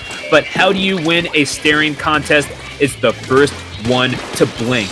And they decided, I mean, Dream was trying their best to stay in this thing. They wanted to they want to keep playing. They want to make this a game 5, and it seems that they are well on their way. Just like that, and another barrier breakage. They're going to keep piling things in. 75 points on the board, and Dream is trying to take this to the game 5. Boca needs to wake up. Yeah, Boca needs to go ahead and try and get as many clams as they can here, because with the way that Dream has been playing, I mean, they're having a hard time countering this. Zero trying to get really aggressive here, keep up the pressure. They know that they have clams, but Sun gonna go ahead and stop Zero, help stop Zero, and stop this clam. So finally, Boca is trying to start getting a position where they can go ahead and try and score. DJ gonna pop this first bomb rush, and right now, Boca does have clams advantage, so they are starting to push up, use their specials, and finally gonna score. Yeah, and we did see Sun kind of held up there with that torpedo in that crowded area. It's a little hard to maneuver around that. However, Sun is going to swim just out of the way and going towards that so-called useless area, and DJ's going to squid bag right back. They're just having fun with it, and Zero is going to help clean up the mess on aisle 10. That's a whole team wipe. And the push does stop, though the damage has been done. That is 56 points on the board at the moment for Boca, who are trying to stop the bleeding and punch their ticket to Grants. Absolutely, and we're seeing Zero here trying to help start the beginnings of a push with that bomb rush, but is called out by DJ there and positioned way out of where they were. Zero gonna go down, but it looks like on the other side, Sun goes down too on that end zap. So we are seeing again that battle for mid control. Both teams have, they do have clams, but nothing crazy going on here.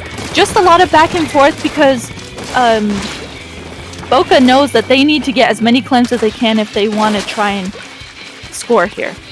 I mean, if you're Dream, you're collecting as many clams as possible. You are making sure that all of the resources belong to you. However, that power clam looming large, 23 in the possession of Dream, as they are going to stay back. No real reason to try to force things forward. The line is just too far. We might be going to a game 5 unless Boca has something to say about it. The baller does not connect with the inkjet, and just like that, DJ goes down, but Bagel had something to say, had a power clam, and was willing to use it, and the squid bag, talk to him, Q! Bagging on him, and bagging up a trip to game 5, and we thought that we were seeing a quick little 3-map series, no, not even in the slightest. That is how you shift the momentum of a set. Dream looks like they have new life breathed into them. Yeah, it's like Dream almost just woke up, you know, and they are showing us what they can do. They are just, I mean, that was great. They got the lead very strong there within the beginning of the match, and they really kept it. Even though the other team was able to score, they didn't let that phase them. They knew that they still had the lead, and they played it slow and steady, and they did a great job of winning that match. And as we go into Game 5, it is going to be tower control on the Reef. So as we go into a tower control match with these teams, I'm very interested how they are going to approach it with their weapon choices.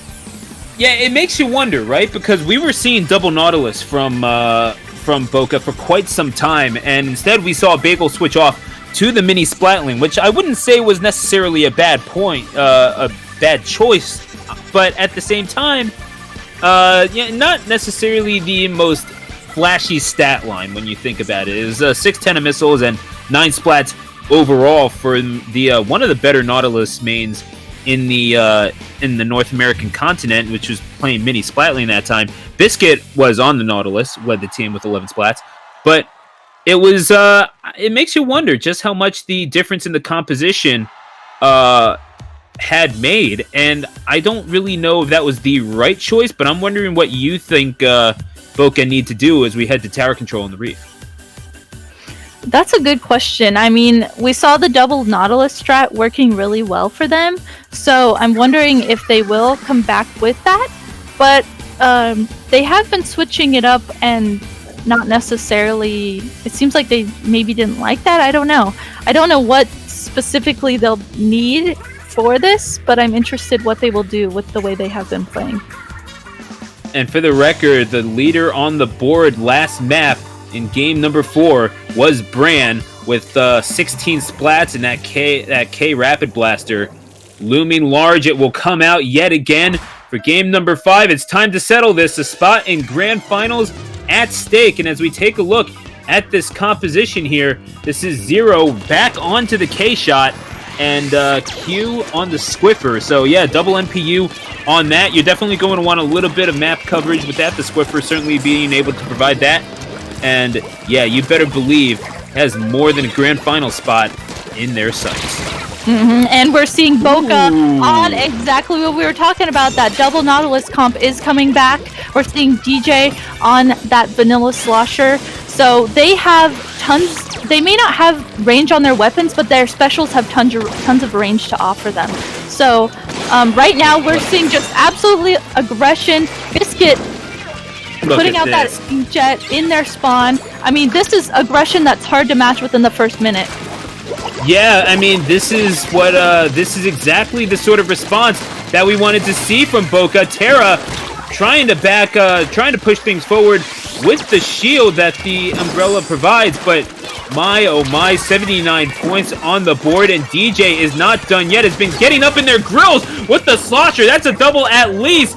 Trying to make it another splat, gets a trade, and DJ just taken out the entire opposing team. Zero trying to help push things forward, but no, it will be Bagel recapping the point, even though it has regressed quite a ways.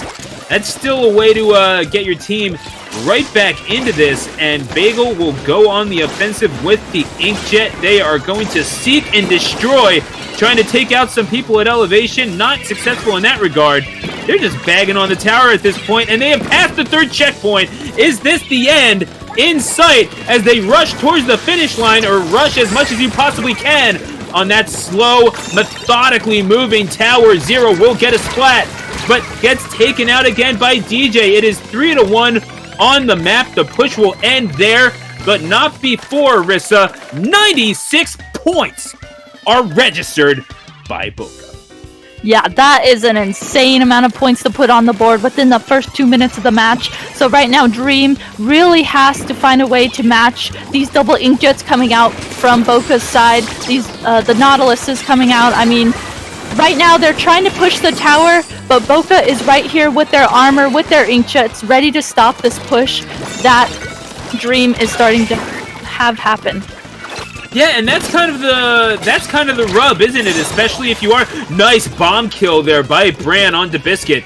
that's kind of the rub there. If you are the opposition, is you're already in a point where you're on the back foot, and the Reef is one of those maps where we do like to see teams get on the offensive really early, get those early picks, and push objective up because it's doable. Like, you can get a very large lead very quickly, but then the burden falls upon you to maintain that lead for about 4 minutes or 4 minutes 30 seconds, whatever the case may be. Easier said than done, all things considered, especially with competition of this caliber.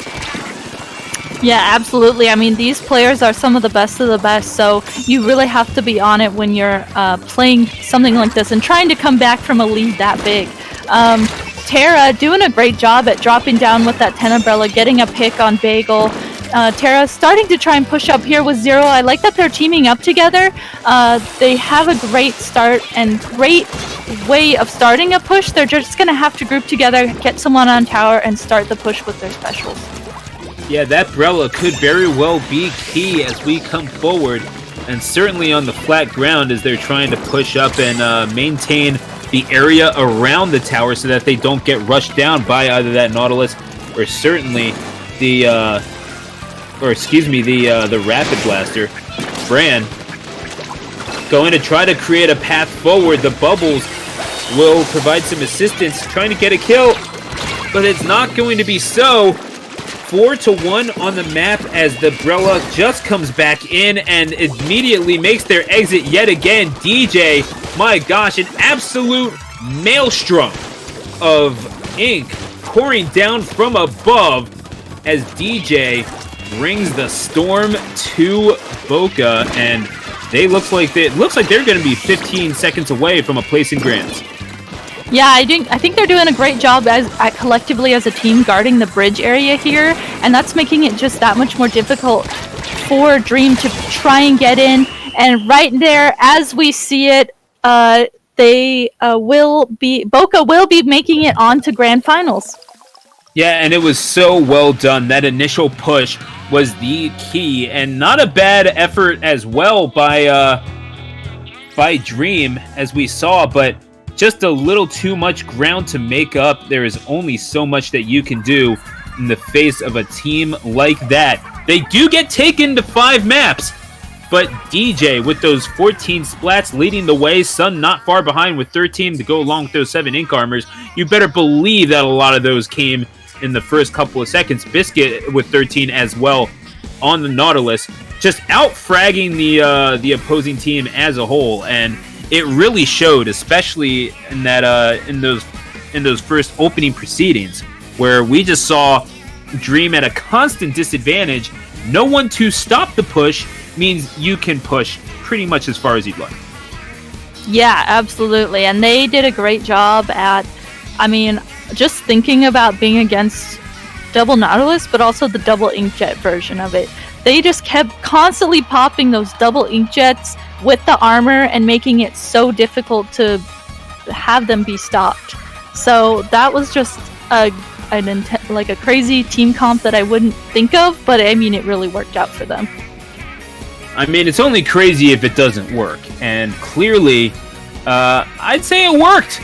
So they didn't do too poorly for themselves, did they? It's going to be Boca making their way to Grand Finals, where they will await their challenger. And yeah, certainly the Nautilus and with the inkjet, as well as the suction bomb, not a bad weapon to have in tower control, all things considered. There are certainly worse out there, are going to prove to loom just a little bit too large for Dream. However, in the words of the Bayonetta game, the shadow remains cast. Their dream is not over yet. But we are going to dip into loser's side and see what competition awaits us there. So don't go away, folks. You're watching Swimmer Sync right here on twitch.tv/IPL Splatoon.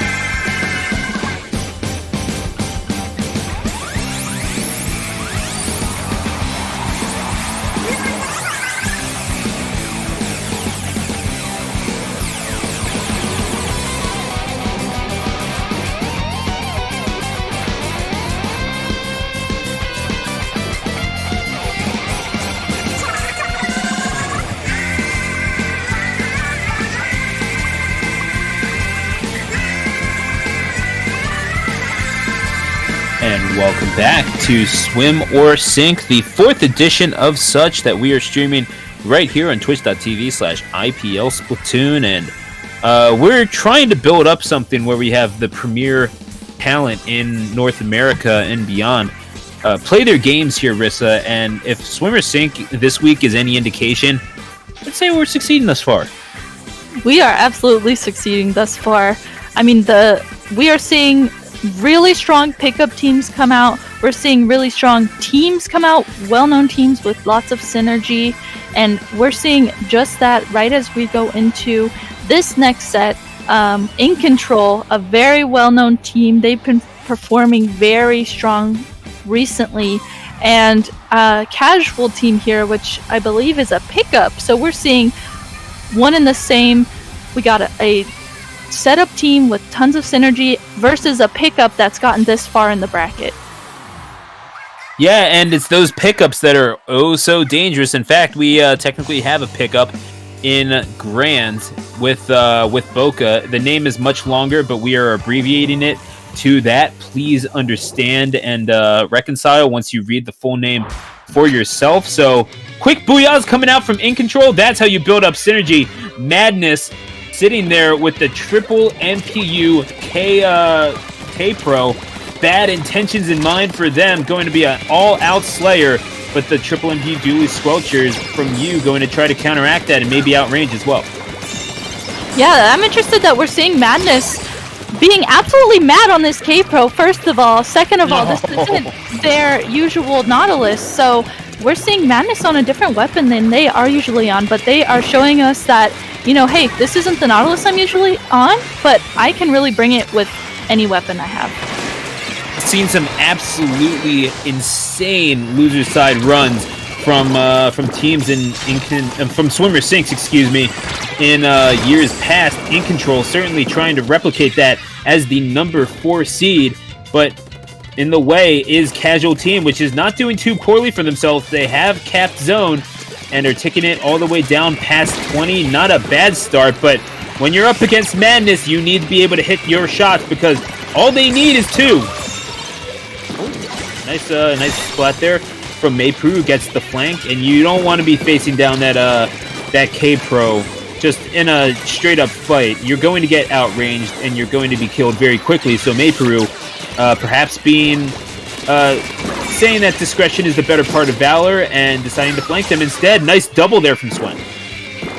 Yeah, this is great that Casual Team has gotten the zone back. They only have a 3-point penalty here. They're going to be counting down that penalty and well on their way to taking the lead here. And as they take the lead, they are pushed up in InControl spawn, taking them out one by one as they see them. And right now, InControl's backliner's down, but Omega doing a great job at helping their teammates push up, taking 2 picks as they do so. And right now, Omega going to go ahead and push up here on this right side as they now get InControl gets in a position to push up into Casual Team spawn.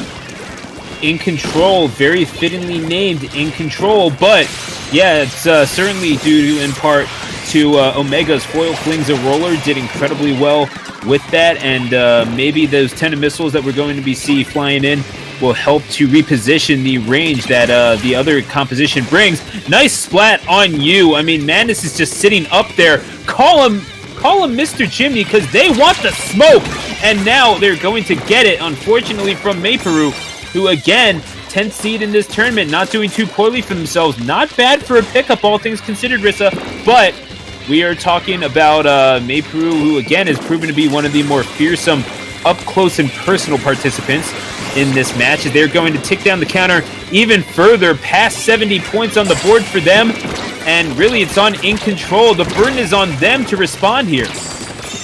And they're just not doing it. They're not getting control of the map.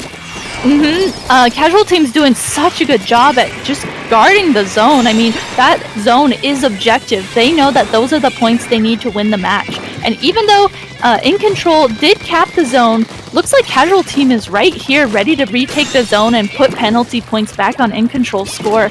So just the way that Casual Team is guarding the zone is really good. I mean, we're seeing specials come out from both teams one after the other, but it looks like right now in Casual Team's favor, they take 3 down as the last minute approaches of this match. I mean, they're doing a great job. Lucas has been one of the leading forces for this team throughout their tournament. Mayperu trying to find frags on the Jet, maybe no one in range, and that's going to be unfortunate for them. However, I think they will take it. 1 minute left, and they have 93 points on the board before eventually InControl recaps and puts up a penalty. Omega will collect the splat there on you as they find another potential victim on the lower ground, but not before they super jump out. Decent position here for InControl, but what do they do now to maintain it? Yeah, now they have to do exactly what you said. They have to make sure they guard the zone. They don't let anyone come towards it. And as that's guarding happening, Casual Team is going to go ahead and take the zone. So that puts even more penalty onto InControl's side. This is the last 20 seconds. There's only 2 up on the side of InControl. So right now, Omega and these bubbles that come out here are trying and doing everything they can to keep the zone. I mean, Casual Team seems like they're just doing a better job with the surrounding area. You cannot just cloister up in the zone because, as you see, there's just a sea of purple surrounding it. It becomes a very orange island, but eventually InControl catches them pushing just a little too far in, and now they get a chance to exert a little bit of that map control. They had 4-1 on the map for just a little bit. Swen is going to try to connect with an explosher shot, try to get themselves a pick here. Keep a very close eye on the counter, but look at that, the Octo brushes down, and they have just a little bit more to go. 80 points on the board. They have to make it to 94 if they are to win, and indeed they maintain control of the point. They have to weather the Ink Storm. Can they do it? Not in time! The Ink Storm helps the push forward as it comes in from InControl's left, and they are washed away with the tide. It was not enough. 93-92, the final score for map number 1. InControl was very close, and Omega leading the side with 15 splats, leading the field, in fact. But wow, Casual Team buckling down, getting to work. That's how you get things done. Absolutely, and I mean, that was insane. They got through the InControl, got through their penalty. They had specials ready. They were guarding the zone, and just that little ounce of Casual Team pushing in with that Ink Storm really helps them secure the zone, and that was good that they waited to like push up a little bit with that special, because that was exactly what they needed. Yeah, and Casual Team, again, maybe the team with just a little bit more momentum here. When you're talking about they haven't been sent down, InControl got sent down two losers by Boca. Again, that incredible pickup that we saw with Biscuit and a couple of the Sayonara players, but was by a score of 3-1. If you're able to take a game off of that team, you're not doing too poorly for yourself, all things considered. But Casual Team has a little bit more of a run going in the elimination side of the bracket after beating Lychee, the 7th seed, in winners round 2, getting taken down to the losers by Dream. The score there was 2-0. Since then, they've beaten Massacre and Mictlan's Heroes by a score of 2-1, and now they are up 1-0 on one of the potential dark horses to win this tournament, InControl. As we go to map number 2, we're playing Clams on Pit yet again, and if the last time we saw this in Winners Final was any indication, Rissa, this could get messy. This could get messy. I mean, the last teams that we saw on this map, there was tons of back and forth. It was very close. It was decently close. But right here, oh my gosh, as we're seeing 2 down on the side of InControl, Casual Team starting to push up. They did have a clam, but looks like their clam carrier was unfortunately taken down. But Casual Team's teammates are still there to follow up. Gonna go ahead and score and keep scoring clams in. Yeah, they are certainly not done. Omega trying to clean up the garbage just a little bit. Will take out Mayperu, but again, how much, at what cost are you getting some of these splats? It's nice to see on the score sheet, but yeah, if you're having to do it on cleanup duty, may not be the most optimal stylistic choice there, as Alex is going to be taken down, though they are not without fault as well. It was 2-3 on the map just a little bit before those squelchers, that bamboozler, came back into play. Now this is you that's just kind of sharking here, trying to get position for their side and extend that lead. They're going to take out Madness and Omega, those dually squelchers. That's what I'm talking about. Roll on them, kid. And they will push in and try to push that that power clamp back as the ink armor. You almost have to pop it there. Yeah, getting rushed down by that CDSU, oh my gosh, you do need that armor to help you and stop that happening. And as we're seeing here, everything is pushed over into InControl side of the map, so Casual Team hasn't quite scored yet, but they are keeping tons of pressure up. I mean, they know that they have the lead here. They are just keeping tons of pressure up. They haven't quite got tons of clams yet. I mean, Casual Team does have 17 clams on the board. InControl has 9 clams on the board. So keeping all the pressure up on the side of InControl's side of the map is very good for Casual Team because that just makes it that much harder for InControl to push up to be able to score. And don't get me wrong, the map control that we're seeing exerted here by Casual Team is nothing short of excellent. But at the same time, I'm kind of wondering, yeah, you just see it's just a deluge of green. InControl has not really been able to garner much control at all, ironically enough. Good pick there by Swen on Mayperu, utilizing that backline weapon, make that another one on Lucas. Perhaps a chance here for InControl. But what I saw here, and perhaps the thing that could very well come back to bite Casual Team, is the fact that when they made that push up, they simply did not possess enough clams. If you have a power clam there, because there were people coming in behind Mayperu and company, they could have had a chance at another push there, or at least another barrier breakage to try to shorten up the penalty, but they simply did not have possession of the clams with which to do it. Omega is going to utilize that baller to take out the inkjet that Mayperu had deployed, and just trades left and right. Another splats another, and Alex will eventually end the chain by staying alive, and that is what you call the commentator's curse.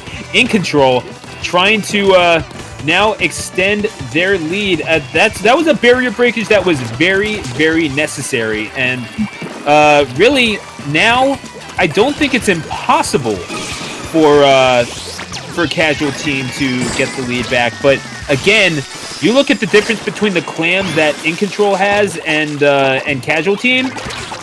There's no choice. You have to possess clams, but they simply have not been able to at the point, to the extent that InControl have.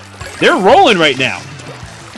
Yeah, they are. InControl, once they got control of mid, and we see Omega here throwing clams off the map. That's a great strategy to keep them away from Casual Team. Omega doing a good thing there for InControl, but it looks like Casual Team was able to score, but they didn't have any follow-up. They broke the basket, but within the last 30 seconds here, I mean, I don't know if they're going to be able to get enough clams to get another push going. Yeah, it might just be a little too late, and InControl, they might be looking for that 2v1, but that inkjet was popped. It's going to push them back just a little bit and force the line forward for Mayperu, as well as for Casual Team. They might not be done yet, but again, you need to have that power clam come forward, and they will get the barrier breakage. They have numbers on the map, but Omega, that's a key pick, makes it 2-2. The super jump is going to come in, but not before the power clam does. And now Omega, the last line of defense here, they will get the wipe, and InControl will hang on by just the skin of their teeth. They will take it down to 74 points, take it up to 74 points, will Casual Team, but they're no match for the 90 that InControl accumulated here at Piranha Pit. Yeah, InControl's way that they were able to not only score and get the lead there, but playing defense is so important for clams especially, and we saw exactly that happen. They all called out, the jumps that were coming in, anyone else that could have been coming in there within that last part of the match, and they did a great job at defending their basket. That was very important for them to do. Oh, you're absolutely right, and that was methodical what we saw there. And Omega, the job that they did on the front line cannot be understated. That's why you have someone there calling your shots so that Omega knows exactly what to prioritize and when to do it. That's going to be them and Shinex splitting the lead for splats, excuse me. That's 15 of them apiece. Madness on that Nautilus not far behind with 13. But yeah, that's a 96 gal putting in work. And you know what? It's a little bit of RNG, but when that thing hits, it packs a punch.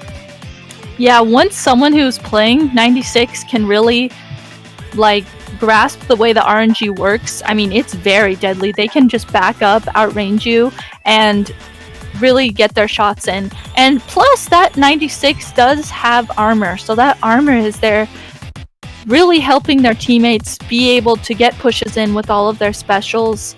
And as we go into this next match, it's going to be on Rainmaker Starfish main stage. I am wondering, first of all, if we're going to see Omega. Omega is actually a very well-known Carbon Roller player, and I'm wondering if this is going to be the match where we're going to get to see that Carbon Roller come out. So far, we've just seen Omega on the Flingza and the Brush, so I'm wondering if this will be the map that happens on. It makes you wonder, but I mean, that's the whole thing. Team coordination. You can out-frag your opponents in Clan Blitz, and it won't matter. In fact, Casual Team did 57-54, but that's not going to be enough. You need coordination, and certainly in no mode more than Rainmaker on main stage. You can get a push going, but that might not be enough. You can't do it alone.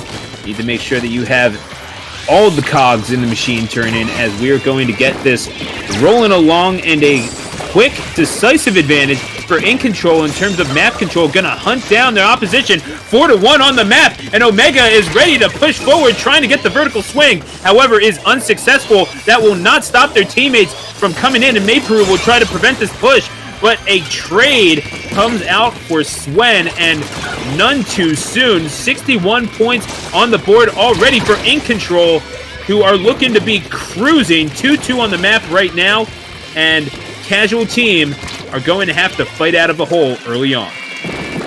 Yeah, this is a very strong push for the first minute of the match, and it looks like it's still going to go even further. InControl going ahead and grabbing it, getting 3 more points on the board. That's a really great way to keep the Rainmaker out of Casual Team's hands and just keep the pressure on the other side of the map. So we're seeing finally here Casual Team popping an Inkjet, getting some picks with that as they start trying to push up.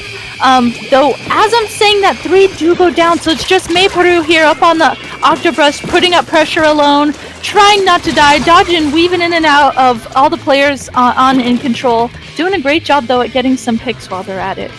Yep, 64-2 as it stands in favor of InControl. Casual Team trying to push that line forward, and there is just a deluge of green ink on that stage, but still, you're not able to find your ways in. Omega is so good at cutting those paths off, eventually is taken out, but Madness gets the revenge on you with the Nautilus, and they are going to exert pressure from on high, gets a double, rains hell on Lucas, and certainly on Spawn, trying to get a kill from across the map, may not be successful there. However, the objective is pushed all the way up, and they will add to their lead. Look at that, 84 points on the board for InControl. Casual Team hanging onto the ropes.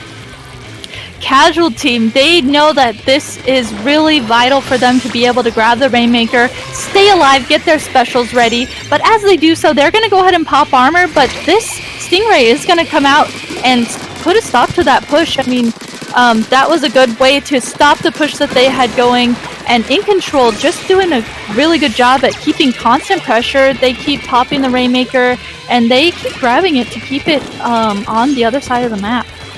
And this is Shinex. I mean, this is a very meat and potatoes set that we're seeing from Shinex. Maybe they're not the ones that are making the highlight reel plays. We've been seeing Omega jumping off of the cliffs with their samurai sword this entire time. We've been seeing Madness get some crazy kills on the Nautilus and indeed the Inkjet. But Shinex is the one that's kind of trying to make this whole thing possible, controlling the turf, pushing the line forward just enough to get these offensive measures going, and has been doing quite well for themselves. Certainly Swen taking people out from a distance as well will brutalize Alex from across the stage as they are going to try to reposition, and Casual Team finally gets a push going, but it's 2-3, make that 1-3 on the map as the Nautilus spawns back in. That's going to be the end of it, 51 points on the board with just a few minutes to go. Make that 1 minute, just over a minute, and Omega, as they throw the bombs forward, you have to think InControl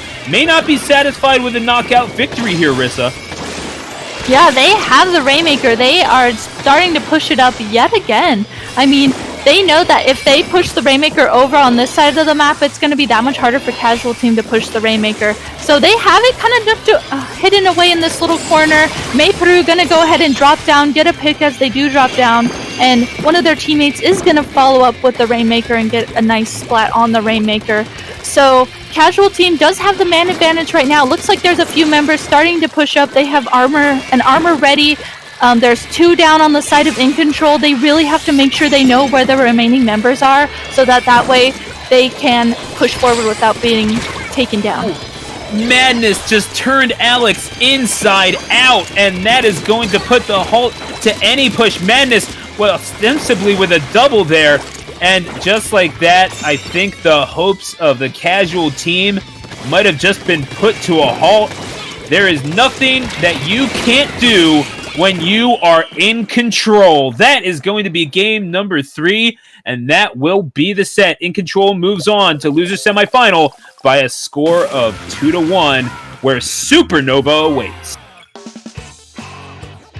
Yes, and what I thought was really interesting for this set for InControl is that they actually went back to what I call like comfort picks. They went back to what their quote-unquote mains were. So, I mean, we saw Madness on that Nautilus, they're very well known for. We saw Omega on that Carbon Roller, they're very well known for. And it really almost shined through because they were just dominating that last game. Oh, you're absolutely right. And you want to talk about, we were talking about what let the picks, like the turf control that InControl was exerting there, what let that happen? Well, yeah. Madness and Omega, 40 splats each. 20 between them. That whole game. 20. That is a ridiculous number to put up. And yeah, that was them popping off to a ridiculous extent. I'm not even sure how to quantify that. I mean, 62 splats all around for InControl. That is how you dominate a team, and really that sustained push that we saw, they already had the lead at that point, Rissa, but when they were able to just kind of keep going forward and really just kind of squeeze the life out of Casual Team at the end there, despite the best efforts of Alex and company. Alex, by the way, leading Casual Team in that game with 12 splats to go along with the 5 ink armors. Not too poor a performance from them, but yeah, InControl really did just kind of roll them in that game number 3. It wasn't even like it was a complete joke of a game, Rissa, but you never really got the feeling that Casual Team could work their way back in it. Everything felt just a little too rushed.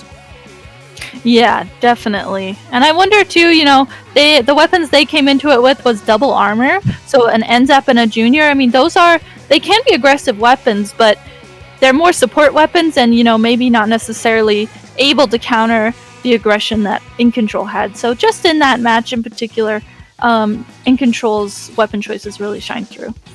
Yeah, it's funny how things can sometimes just come down to team composition, isn't it? Where you saw, I mean, it wasn't even necessarily a bad match that that Casual Team played. They just got outclassed in many respects.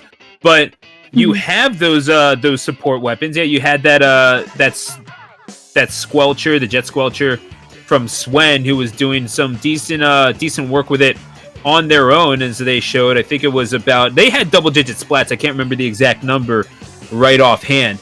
But yeah, you have some decent little support, something with range, and something that provides a little bit of a turf area, so that you have your Nautilus and your roller a little bit of room to just kind of go ham and take out everyone they possibly can. So that is certainly going to be what they have to do here, as we approach losers semifinal. Supernova, nothing short of an explosive performance for them. They get taken down to losers side by Dream by a score of 3-0, and they exact their revenge on Arctic Moon as a result by a score of 2-1, and that is how we find ourselves here. Losers semifinal, winner goes on, loser gets out, as we take a look at the compositions. Yeah, we're seeing right here off the bat, we're seeing Swen going ahead and playing the scoped charger, and then countering that on the other side of Supernova. Supernova's backline is actually going to be Chara on the Explosher. So two different backline approaches, absolutely, but we'll see with their teammates which team can go ahead and perform. And right now, we're seeing InControl going ahead and putting points on the board immediately. Arashi doing a really good job at pushing up, flanking around the tower, and getting some picks there as they push up. So even though InControl did start this initial push, Supernova is here ready to counter it and start pushing the tower back. I mean, the key really might just be making Swen's life as miserable as possible, as Supernova are going to take the early lead, 33 points on the board for their initial gambit as they try to pass this first checkpoint. They are successful in doing so as the counter goes down more than halfway. Juan going to be forced to reposition with that K52, but Omega will get these splats, and this is the thing, you never want to count out InControl. We made the mistake of doing that last set, Rissa, and you think that we'd learn by now. Yeah, absolutely. InControl, they really are in control. The way they can group up, come together with their specials, team up. As we're seeing here, Madness popping this inkjet, getting 2 picks while they're at it. I mean, 3 are down on the side of Supernova. It's just Tetsu here, and it looks like Tetsu's been called out. The Stingray's gonna go ahead and pop out, try and follow up and get Tetsu. Gonna go ahead and get Tetsu, and InControl is pushing the tower. They are only 1 point away from the lead. They are so close, but man, does it feel so far sometimes. Supernova, they are just oppressive on defense, taking advantage of that elevated platform, and you know, sometimes it's 1 point of a difference. That's all it takes. We have seen that so many times, especially over this past weekend on testing grounds. But I mean, what can you say about Supernova thus far? They have been very good. However, don't count InControl out of this. They have shown some fight in this one. How do you foresee them taking the lead here? Where's the push going to come from? I think the push is really going to have to be based off of their specials. They're going to have to take advantage of that Inkjet, the Stingray, and we're seeing them kind of start doing that right now. They're going to go ahead and have Shinex pop that armor, Madness popping that Inkjet with the armor. That's a really deadly combination, and that Stingray came out from Swen. So it looks like they did start the push. They had all of the grasps of the push to be there, but Supernova noticed that and put a stop to it right away. Yeah, simply no one there to take advantage of the objective, losing a few of those 1v1s on that lower ground, as Juan certainly assisting in that, and they have been putting in some work, let me tell you, with a capital W on that weapon of theirs, as they are going to lose a 2v1, understandably so. That's a tough position to be in. Yeah, that is a tough position to be in, and especially now that there are 3 down on the side of Supernova. It looks like it's just Arashi who's up, and Arashi's going to go ahead and be taken down as well. So this could be the potential for the push that InControl is looking for. Juan is there to stop some members of InControl. Looks like Swen tried to pop that Stingray. They knew that that was the push that they needed to have going.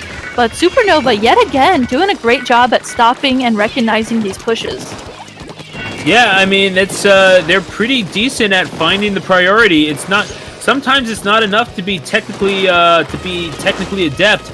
You need to have a decent amount of intelligence for the game as well, and having a good shot caller, certainly a recipe for success. And having someone like Swen, who is unflinching when their sights are set upon a target. Chara will feel the full fury of the splatter scope there as Omega takes out Tetsu, comes in, guns blazing, a roller swinging, and gets another. Chara just having a whale of a time here. Omega, I can't believe this, just absolutely popping off with this Carbon Roller, but gonna be taken out here going. by Arashi. Arashi noticed that the Carbon Roller was an absolute nuisance there. Noticed the jump that came in. That was really, really good of Arashi to notice that and stop that, because that could have been a deadly chain reaction. And it seems like that is going to be nearly all she wrote. However, it's going to be a push that gets cut short and won. Brooking no discourse whatsoever. This is my tower, and you need my permission to hop onto it by the slimmest of margins. Remember when I said 1 point is all it takes? Well, add this example to the pile. 67-66, the final score here on map number 1. Omega leading the field in frags with 14, and yeah, the whole team really not far behind, 13 and 12 respectively, coming in behind them. But yeah, that's just a well-oiled machine barreling through, and Supernova, again, recognizing when those pushes were coming in and the synergistic nature of their gameplay, paying dividends on tower control. Yeah, absolutely. And, you know, Chara has been playing the Explosher a lot recently, and it's not a backline, quote-unquote, that people would generally think would be good for tower control, but Chara really showed us, hey, my backline, my anchor weapon can do a great job, hold up, support my teammates, and that's exactly what we saw. Now, as we go into the next map and mode, it's going to be Splat Zones on Skipper. I actually wouldn't be surprised if that Explosher comes back.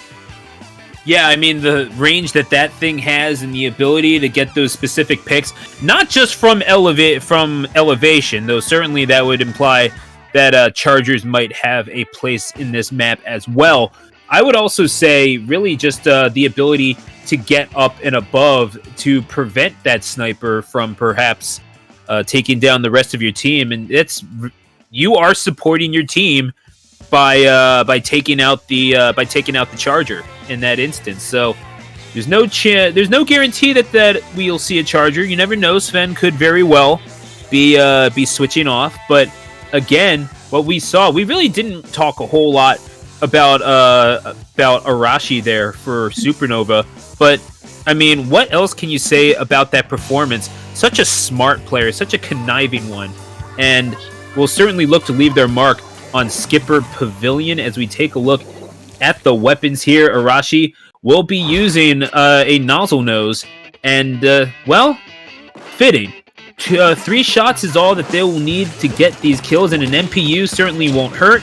And they are going to rush to the objective. Arashi leading the way, Chara not far behind, and yeah, Chara on that Explosher, nothing short of deadly. But yeah, we're gonna have to see how Arashi does here as well. Yeah, and we're seeing, I noticed too that we saw Omega actually switch from the Carbon Roller to the Flingza. Looks like Omega likes to switch from Carbon Roller for zones to Flingza for zones. So, Madness, oh my gosh, popping off with this Inkjet. Gonna go ahead and get 2 picks while they're at that Inkjet. And that's going to put their teammates in a really good position to be able to start pushing up. I mean, both teams do have 3 on the board. InControl has 2 specials online, so they are ready for a counter push from Supernova. And that's just kind of how you are at the beginning of these games, aren't it? You're sort of just jockeying for position out of the gate. You're trying to get to the objective as soon as possible. You're trying to get into decent position to see if anyone who's trying to take a stroll down Main Street perhaps leaves himself open. But that's 60 points on the board before the penalty is on set. InControl in very good position to take this game number 2, though they have to hold on for 3.5 more seconds, and you have to deal with the Explosher of Chara. What did I say about getting up to that higher ground? Is able to do so, and they're going to have to perform as many evasive maneuvers as possible, including that super jump out, because InControl have indeed retaken the zone. Swen is going to have a little bit more room to work with the sniper and those soda bombs coming in from that sloshing machine. Certainly going to prove to be no joke as well. Yeah, I mean, this looks like a really deadly position on Supernova's side for Swen especially to be in. I mean, when the Chargers pushed up like that, it's making it that much more difficult to get in the zone. But finally, Supernova trying to push into the zone with all the specials they have. They had a baller, they had a splashdown, and unfortunately are going to be completely wiped. And this game, too, is going to go ahead and go to InControl. Yeah, I mean, we were talking about it, and InControl, they never seemed like they were about to give up in that game, number one. They wanted to come out swinging haymakers, and just like that, we see Supernova just kind of laying there on the map, and Madness living up to the name. That is how you outplay the entire team. 11 splats from Madness compared to 10 from the entirety of Supernova. That Inkjet did some work.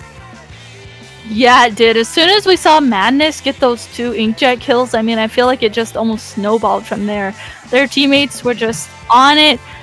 Looks like they were calling out exactly where they saw anyone. They did a great job at grouping up their specials together defensively. So that was a really clean match for InControl. Now, as we go into the next match, it's going to be Clamblitz on New Albacore Hotel. This is a really interesting map in general, but for Clamblitz, it's going to get really interesting. I mean, what else is there to say? You have to rely on your teammates' positioning. There's no two ways about it as they make their final weapon selections. Again, a spot in Losers Final on the line. You got Dream waiting there, but for this game number 3 on New Albacore Hotel could very well turn into a nightmare. So let's settle this thing once and for all between Supernova and InControl. Our first look at the weapons there, we see an Ink Brush coming out. You definitely want that speed on the side. Omega definitely up to no good with that one, and the quick respawn as well. You know what their game plan is here. Yeah, for Clamblitz, Ink Brush coming out, I mean, that's going to be a really important weapon for InControl for this map and mode in particular. And I like that we're seeing the 96 come back as their armor. It's good to have range for this map in particular because it is a very long map. It has these bridges that can almost be really awkward for weapons with short range. So that's a really good pick as well. Now right here, right away we're seeing 2 go down on the side of InControl, but also 2 go down on the side of Supernova. So there's a battle for mid. Chara is going to do a great job at teaming up with their teammate here as they start trying to push up. Now, it looks like they're going to have to work to get their specials ready, get clams ready, and have the potential for a push to be started. And I mean, the versatility of Chara really can't be understated. You're going from Explosher and being sort of a long-range specialist to just providing ink armor in the next game. You have to be a pretty decent player, and don't get me wrong, just because Junior is the first weapon that you get in the game does not mean that you can just hold forward in ZR at the highest level. Far from it, in fact, as Madness is going to come out, try to get this frag with the Inkjet, comes very close, however, softens up just a few, maybe enough for Swen to get the Stingray. That does not come without a cost, however, as 2 splats on the side of InControl will prevent that push from happening with a power clam on the side of Supernova.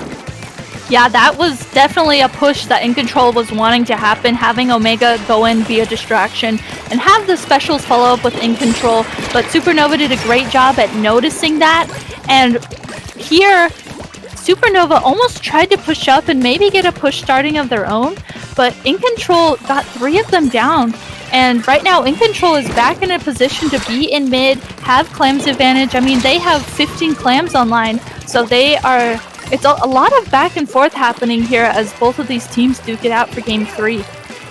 Yeah, and again, just trying to jockey for position. Nothing yet until I say that. That's a double beam picked up by Juan that's going to prevent anything more than the initial barrier breakage. However, gotta make sure, you never know who's going to try to jump in, and certainly Madness is going to try to make them hurt just a little bit more before eventually InControl decides to regroup. So the initial points on the board going towards InControl, but really all you gave yourself was a little bit more of a penalty before you get to the next one, and now you jumped into the face of Juan. Juan generally doesn't like that, so they'll splat the opposition, and Arashi going to try to get the frag on the power clam. And again, that's the problem when you're talking about having a power clam, just kind of makes you a more visible target, and they will eventually retake the lead. Will Supernova, as they do lose 3 people on the field. However, a 3-point lead, not a big one, but a lead nonetheless. Yeah, this is a lead that can easily switch back the other way, as we see Madness already pushing up, getting a pick as they do so, and Omega following up, being a distraction, getting jumps ready for their teammates. They have, 18 clams on the line. They're going to go ahead and score a clam, score a few more to follow that up, and score as many as they can, because they know that they have the lead now, and the longer they can keep this up, the harder it's going to be for Supernova to follow up.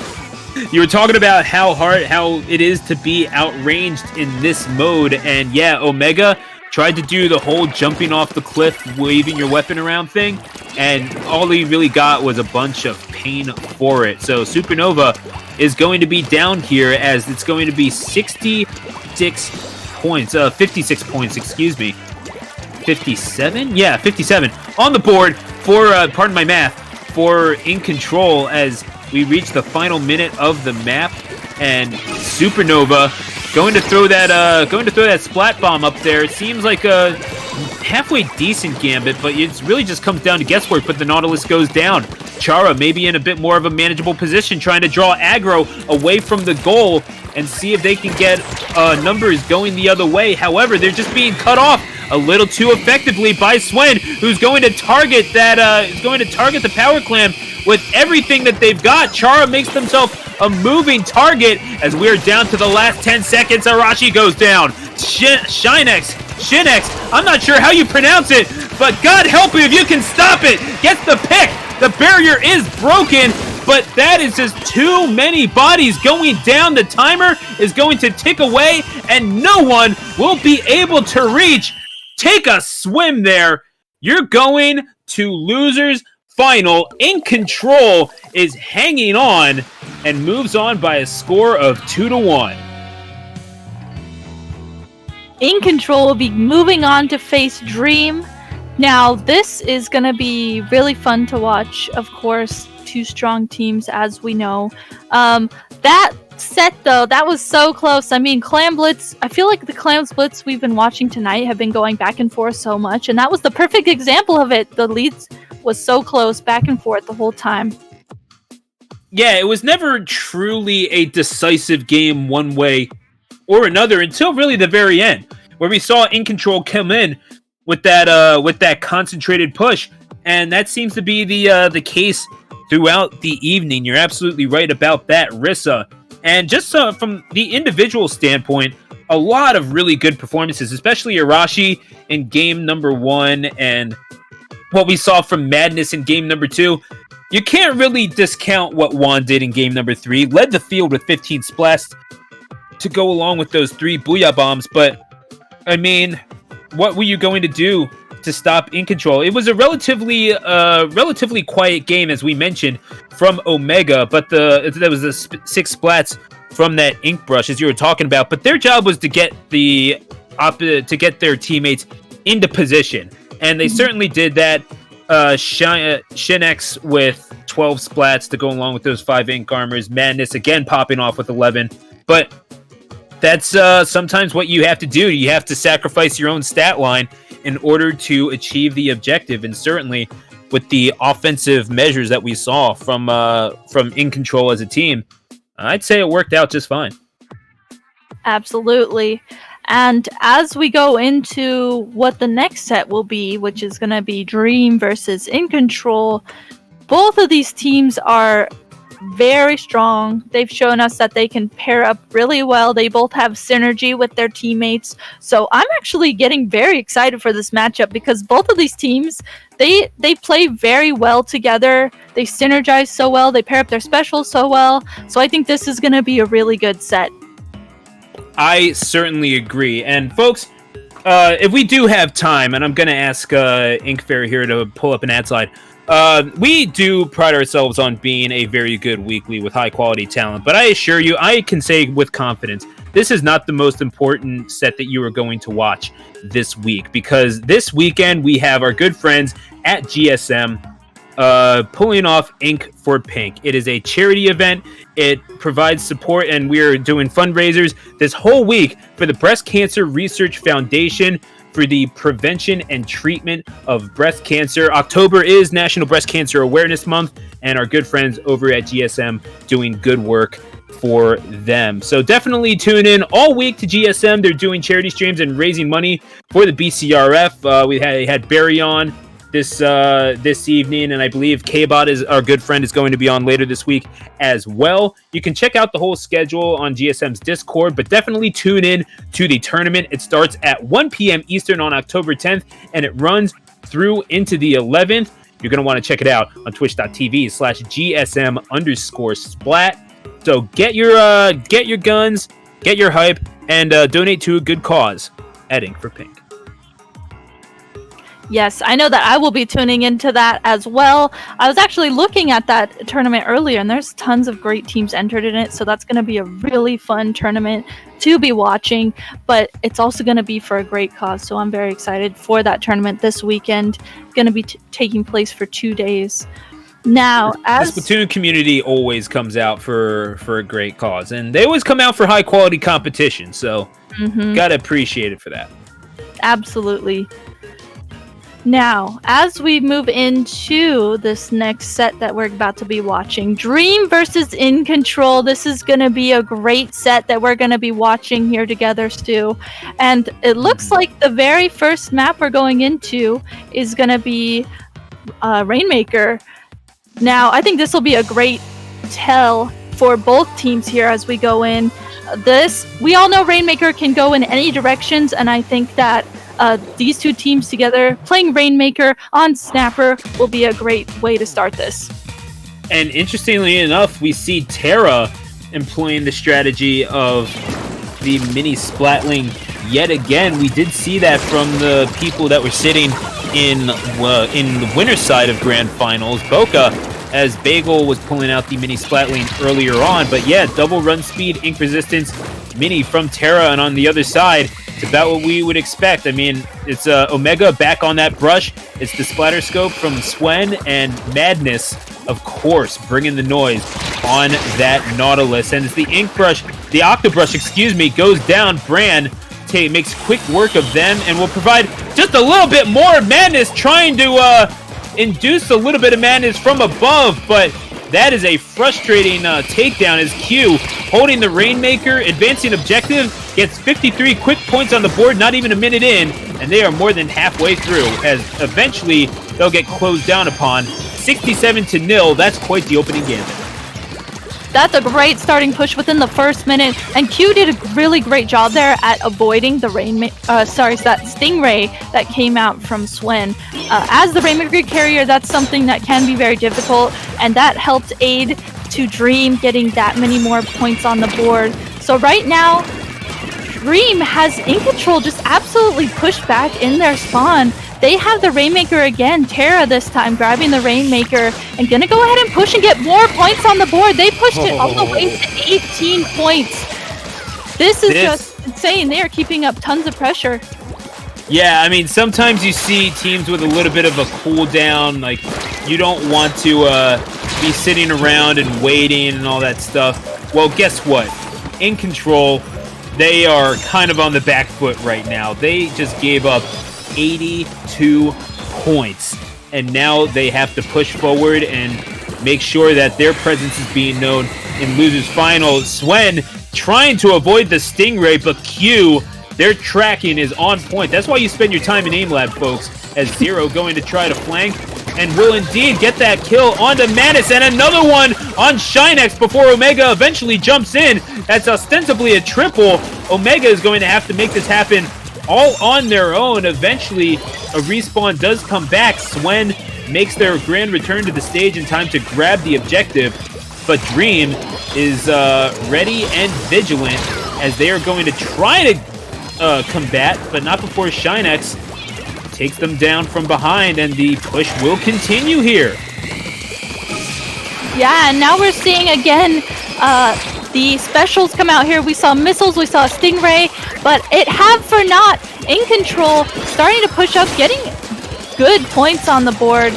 Bran, though, doing a great job at stopping anyone that comes up here. Bran unfortunately taken down, though, by the Rainmaker, but Swen here is the last one up on the side of InControl, just holding on to the Rainmaker for life, as Dream is finally able to zero in on that Rainmaker and put a stop to that push. A good little assist there from Q, using that Jet Squelcher to limit the movement options of Swen, though Swen certainly did not make it easy. That's a neat little push for them. However, they'll have only 90 seconds upon which to improve said push. Only 36 ticks remaining for them. Zero gets taken down. Quick little shot there by Swen, who's not one to give up very easily on that scope. Has victory in their sights and certainly within their grasp. All you got to do is take down the number 2 seed. No pressure, right, Krissa? Yeah, no pressure. No big deal. Yeah, I mean, come on. You can do that in your sleep. Come on. So finally here we're seeing Madness flank around. Madness is an absolute flanking madman. As Madness flanks around, gets a pick there, is going to keep up the pressure here on Dream's bridge and try and push up here. The Rainmaker gets a nice pick there on Bran, and now InControl knows that they have advantage here. There's 2 down. They're going to go ahead and put all their missiles on Terra here, but not so soon as Terra comes back with missiles. Dream is putting missiles and the Stingray on the Rainmaker, and that's going to go ahead and stop that push. And Shinex going to pop yet again and will take up the mantle themselves as Swen goes down. They will eventually be rejoined just behind. So Swen playing support here with that splatter scope. That's going to be a weird angle upon which to hit shots. As soon as they make their descent, you have to get those splats. Eventually, Shinex says, here, let me help you, and gets the kill on Zero. The push is still alive here as they try to get it up here. We're going to overtime. Swen will try to support and has the sight set, but they lose the Rainmaker. They will not be able to retake the lead, and that is going to be game number 1 going in favor of Dream. It's not a super terrible game, all things considered, from InControl. Is 82-64 the final score. Shinex leading the field in splats with 17. Omega not far behind. But as you can see, the 13 splats leading the team of Dream, doing just enough as a unit to get those points on the board. And really, it just kind of came down to how well you were able to manage the other team on their elevated platform. InControl never really got the chance to. They were held up just a little too much from the get-go in that pit area in the side. Yeah, they kept getting pressured by not only specials, but the players on the side of Dream. I mean, I want to highlight there, right at the end, Bran was the last one up on the side of Dream, and Bran alone stopped to the Rainmaker.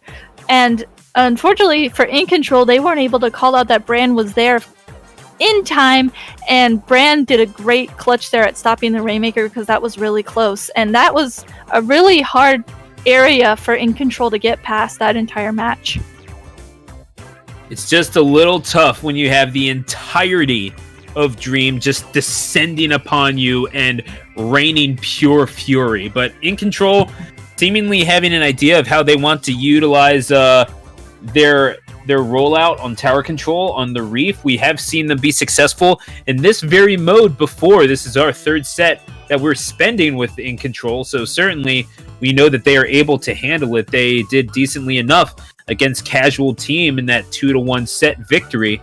But if they are going to win this one, they are going to have to take 2 straight sets against Dream, who again have proven to be so good, so consistently. When you have a backliner like Q, certainly when you have people like Zero, Terra, and Bran who can control the pace of the game so effectively. They can stall, they can frag, they can do just about anything that you want, and it provides so much versatility for a side that it really is hard to combat. However, if you're going to do it, you've got to do it confidently, and you saw how quickly InControl wanted to get things started. We're going to take a look at the compositions and get the ball rolling as we ride the tower. And right away here, we're seeing actually Bran switch off of that Rapid Blaster, this time opting for the Kensa machine. So those fizzies are going to come very much into play for this bridge here that we're seeing immediately. Right here, both teams are fighting for this bridge point, and this can be very, very telling for how the match is going to be, especially as we see Zero pop off with this Inkjet and their teammates following up through that Inkjet to get picks. Now it's just Swen here alone under the bridge, and is going to get called out by Zero as Dream is on the tower in the first minute, getting it past the first checkpoint. Yeah, forcing Swen into the corner, definitely the play there, and a quick 36 points, and certainly more for Dream as InControl struggling to find position. They will be scrambled by the Missiles, and with 41 points on the board, not a bad start here for Dream, though you could definitely roll just a little bit further. They were having a few struggles in midfield. Yes, they were having a few struggles, and right now, as there are 2 down on the side of Dream, InControl is finally in a position to be starting to push tower. Swen gonna go ahead and pop that Stingray, enabling the push to keep going here. And now we're seeing Shinex on the tower just trying to juggle as many points as they can. They're gonna go ahead and get the lead. That was great that they held out, even though it was just the 2 of them, because that enabled them to get the lead. Now, the lead necessarily isn't a huge lead, so this could definitely turn back in the other direction, but it is a good start for them in this set. Yeah, but you saw Q taking out Swen on the lower ground. That was the positional advantage that was garnered as Swen was forced off of that higher elevation. And Swen, back where you belong, you're kind of trying to get those picks. Madness not able to garner anything offensively. Zero trying to get a frag onto Omega with that Inkjet will not be successful. However, will continue the push, and they are going to get things tied up, and eventually they will take the lead as they get to the second checkpoint. 51-49 on the board in favor of Dream, as they will eventually lose the tower, but not before taking the lead. As we are about halfway through this match, Zero will lose the 1v1 to Madness, and yeah, I'm kind of impressed with what I'm seeing from Dream thus far. It's not a super flashy game, but it's a very consistent game what we're seeing. Yeah, this is a very consistent game. I mean, they did, in order to get the lead there, they worked as a team to work to balance the tower, juggle the tower, and they're coming back together. We're seeing Zero here doing a good job at grouping up with his teammates, being aggressive while he's at it, and gonna go ahead and get a great pick, push up, and be very aggressive. Now, Zero's gonna go ahead and pop that Inkjet and just put on even more aggression. That way their teammates can go ahead and push objective behind them. Yeah, and now as we see Zero kind of in a rough spot there, just kind of sort of surrounded by purple ink. Shinex going to try to give a little bit of support, but Madness is going to try to take some heads, and indeed takes out that Bamboozler. Q is going to be sent back to spawn, and will be looking to take out more before the exit. But you know what? No, you thought you were safe just because I don't have the Inkjet? Come on, Zero, you know me better than that. I'm one of the better Nautiluses here. You should know about decent Nautilus play. Eventually, Madness goes down, as does Omega at the hands of Q and company, trying to maintain this lead, as eventually Dream will push it up to 52 points. Not doing too badly, but Q saying, nah, we are not even close to being done yet, and Zero with bad intentions in mind. Yeah, we're seeing Zero here just sharking. I mean, we see that Bran is down, but I saw that Zero was sharking there with his Inkjet ready to pop it, ready to get more splats while he's at it and keep up the pressure.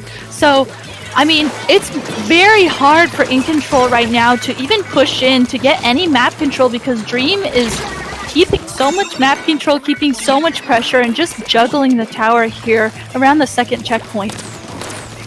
And they are certainly not done. Q looking to do some damage with these Missiles, and certainly with that laser pointing down the hallway, that is a scary sight for anyone. That scope is going to be taken out. Swen just being given a devil of a time by this team, has not been able to establish themselves quite as frequently, and is 2-1 on the map. They're going to pass the second checkpoint as the jump is going to be fully utilized. They'll get right back onto the point. 2 people on the point, and again reaching the third, as the splashdown will eventually provide themselves just a little bit more room with which to work. They have to ride this tower all the way, or else we are going to have ourselves a spot in Grand Finals punched in by Dream, who have a chance at revenge on Boca if the results hold up. Dream going to have to take out the people on the point, and indeed they do. All they need to do is touch the tower, and the Shinex goes down. That was the last hope they had, and it's game, set, match in favor of Dream, who will move on by a score of 2-1. Never count them out. They have a shot at retribution. Zero did some work with that nozzle nose, 17 splats to match the 17 of Bran on the K machine. 34 splats in total from the top fraggers, and wow, what teamwork we saw from them. It was a very consistent meat and potatoes game. Sometimes you just have to survive in advance, Rissa. Yeah, definitely. And they did. Something I want to highlight too for that match, like the way that Dreams really controlled that mid bridge is really important, especially for that map.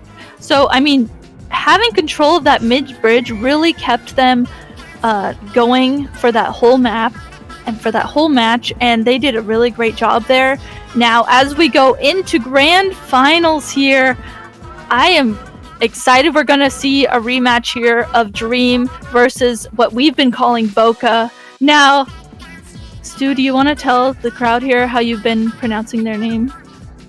I mean, I've just been pronouncing it Boca. Like, are you really going to make me do this again? Like, pronounce the whole thing?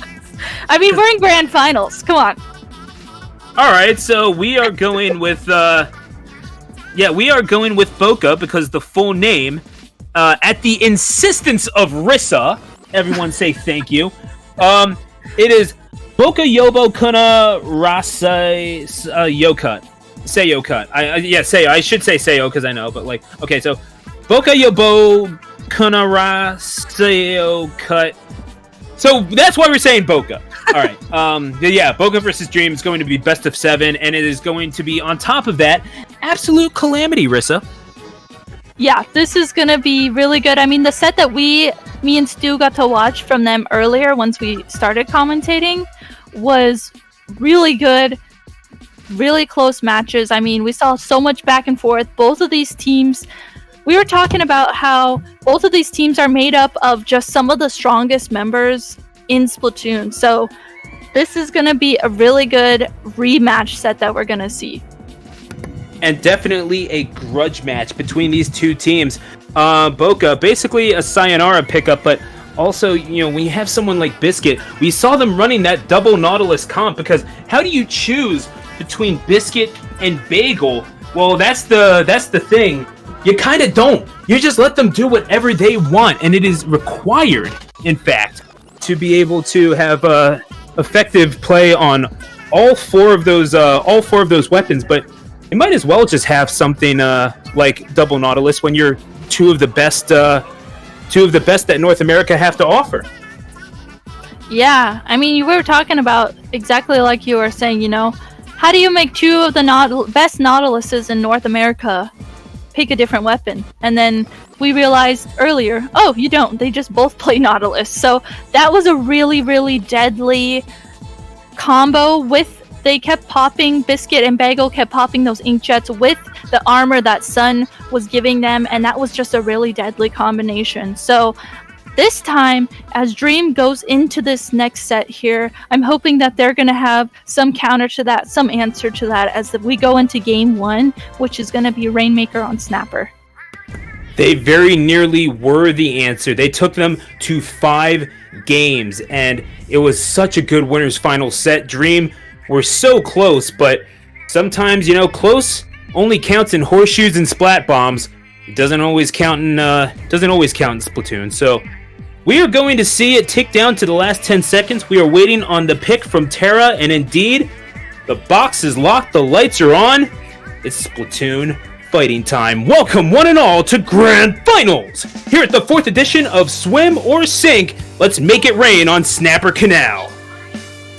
And right away, as we go into these comps, we are seeing what we were seeing exactly from Boca earlier. We're seeing DJ on that Slosher. We're seeing the double Nautilus come out, and we're seeing Sun providing that armor again. Now, on the side of Dream, we are going to see actually a pretty similar comp that we saw them playing the last set that we were watching. So right away, Zero is going to go down as the pop happens, and Biscuit and Bagel and DJ immediately starting to push left. We're seeing Sun grab the Rainmaker, and they're going to start pushing the Rainmaker right away.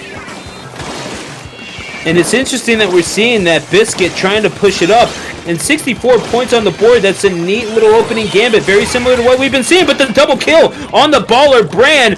showing that they are not here to mess around. You want to try to jump up into my area? That's fine. I'll take your souls as payment. You got to pay the toll sometimes if you want to cross the bridge over to greatness, and Bran certainly doesn't mind collecting it. Yeah, and I like that we saw a jump back there from one of the teammates on Boca's side. That was great that they are waiting, going back to meet up with their teammates to get the potential for defense, for a push, either or. And right now, kind of a back and forth for mid here as we see one go down on both sides. Finally, though, Dream is going to go ahead and grab the Rainmaker and start putting points on the board, as it's Terra who does have the Rainmaker. Terra doing a good job at avoiding those missiles that were on them, but Biscuit here popping up with that Inkjet and is going to help solidify getting the splat on the Rainmaker from their teammates. And it looks like, Boca is just putting in tons of pressure, doing a really good job this time around at grouping up together. Yeah, they're not doing a poor job. DJ, again, on that slosher who gave Boca so many nightmares and really were a big part of that initial success. Really letting Boca live the dream, and it was Dream that was in the nightmare. Excuse me, kind of misspeaking there. Here's Biscuit again on that signature Nautilus.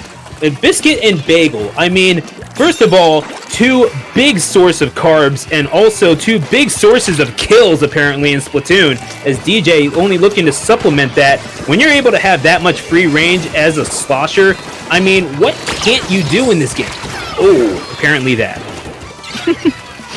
And especially DJ of all sloshers, right? DJ is one of the best sloshers in North America. So exactly. We are seeing that happen constantly here in these matches that we're watching. And right now, Boca gonna go ahead and grab the Rainmaker and put more points on the board. We're having Biscuit back in the Rainmaker here. Biscuit just putting in tons of work here as he is being almost kind of an anchor in a weird way for their teammates, as their teammates follow up behind Biscuit, and Biscuit just keeps putting up pressure while he waits for his teammates. Yeah, it's kind of funny how we see these roles sort of oscillate back and forth. When you have teammates playing such similar weapons, well, that means, okay, you can kind of trade off on what their role is. It's kind of like you're seeing the versatility that you see in soccer, where you have these two players are switching position because you have someone running on an overlap, or one of them decided to cut back and support the defense. Well, you can kind of get that with the Nautilus. It makes sense. And Biscuit and Bagel, honestly, two good enough players to be able to do that, to be afforded such a luxury. And now as Dream are going to try to push forward or push it into enemy territory, eventually Zero gets the splat onto Sun. That's going to help immensely. So a little bit less ink support there for Boca, as Dream going to attempt to push forward. We see a little bit of ink coming in off of that platform. The Inkjet will not be successful in saving Zero, however. Does get the frag onto Bran, and a little bit more progress is going to be made here, but not a whole lot. Still only 23 points, and the Rainmaker will be guarded jealously by Boca as they are looking to... but they don't get it, and it looks like this push is going to, in fact, happen. Zero sitting by the goal, and this is potential trouble here if they don't take care of Zero. Yeah, Zero is calling out anyone that he sees. I mean, that Stingray came out.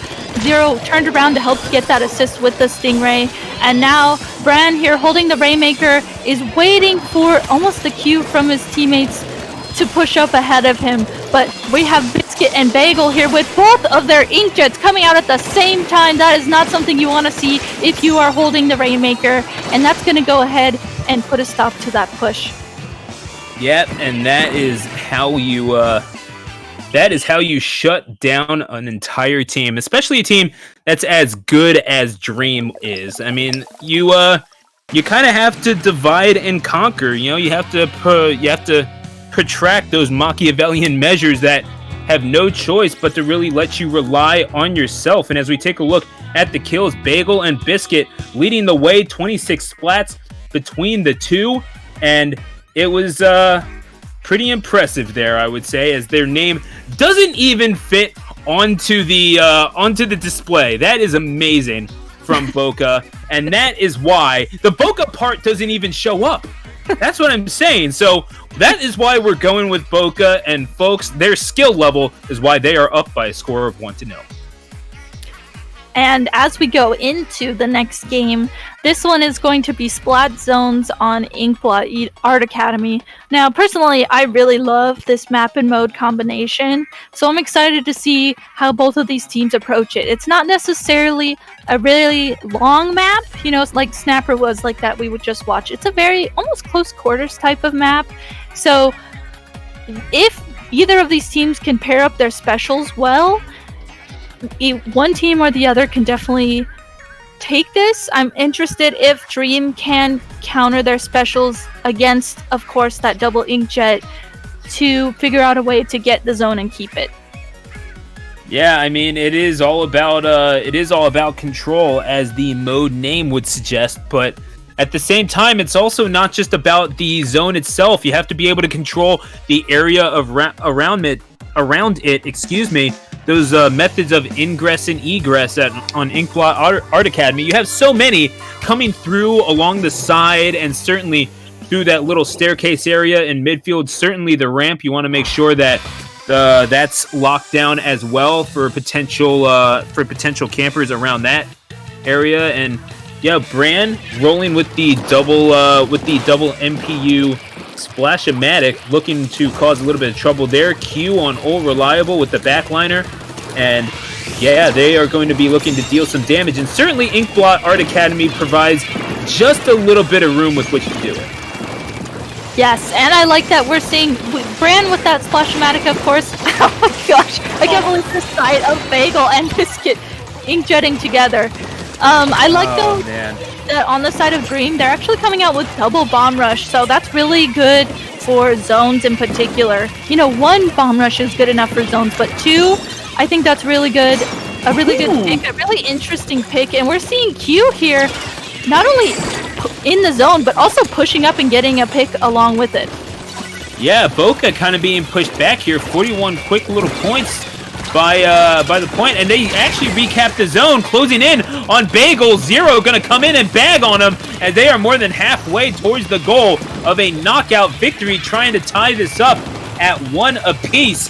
Well on their way to doing so. 65 at the moment, as they are all on that elevated point, trying to assess the possibility of another gambit. It's going to have to start with Bagel coming through with that inkjet. However, the splash wall going to make life just a little bit more difficult in that regard. They are able to recap the zone, however. They are. We're seeing Bran here just being absolutely aggressive, following up those inkjet landings. Gonna go ahead and get a pick along with that on Bagel. But Boca is able to go ahead and cap the zone back, though. On the other side, we are seeing Dream come out with those bomb rushes that I was talking about and trying to recap the zone. But unfortunately, it was not able to follow up with taking the zone, and Boca is able to keep the zone and keep up pressure. I mean, how good has DJ been for how long on so many weapons, but especially coming into vogue as one of the better sloshers that the world has to offer, certainly in the North American region, as it's going to be Boca trying to close down this lead and certainly take it for themselves. They're well within striking distance, and it will not be capped in time by Dream, as it's ticked down to the last 10 counts. 91 points on the board. Q will eventually exact a little bit of revenge on Biscuit, but it's going to take a little bit of effort to retake this lead now, Rissa, as we have 2 minutes left. Yes, Q! Oh my gosh, Q just avoiding DJ there as the slosher. That was really good. Now, we see DJ here trying to paint around, trying to get her special ready for a defensive push on Boca. And this is a really great position for Q to be able to put up in, but those inkjets are going to come out from Biscuit and Bagel, I believe, and push Q down off of mid here, off of the zone, and Boca is going to cap the zone yet again.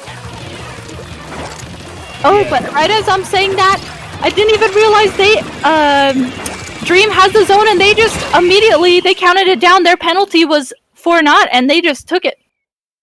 Yeah, I mean, that is always an option, isn't it, Rissa? Yeah, we're talking about all this 4D chess that some of these teams have to play, but you know what? Other times, you're just good enough to roll in and take what's yours. And certainly that is the case when you're someone like Brand who leads the team with 7 splats.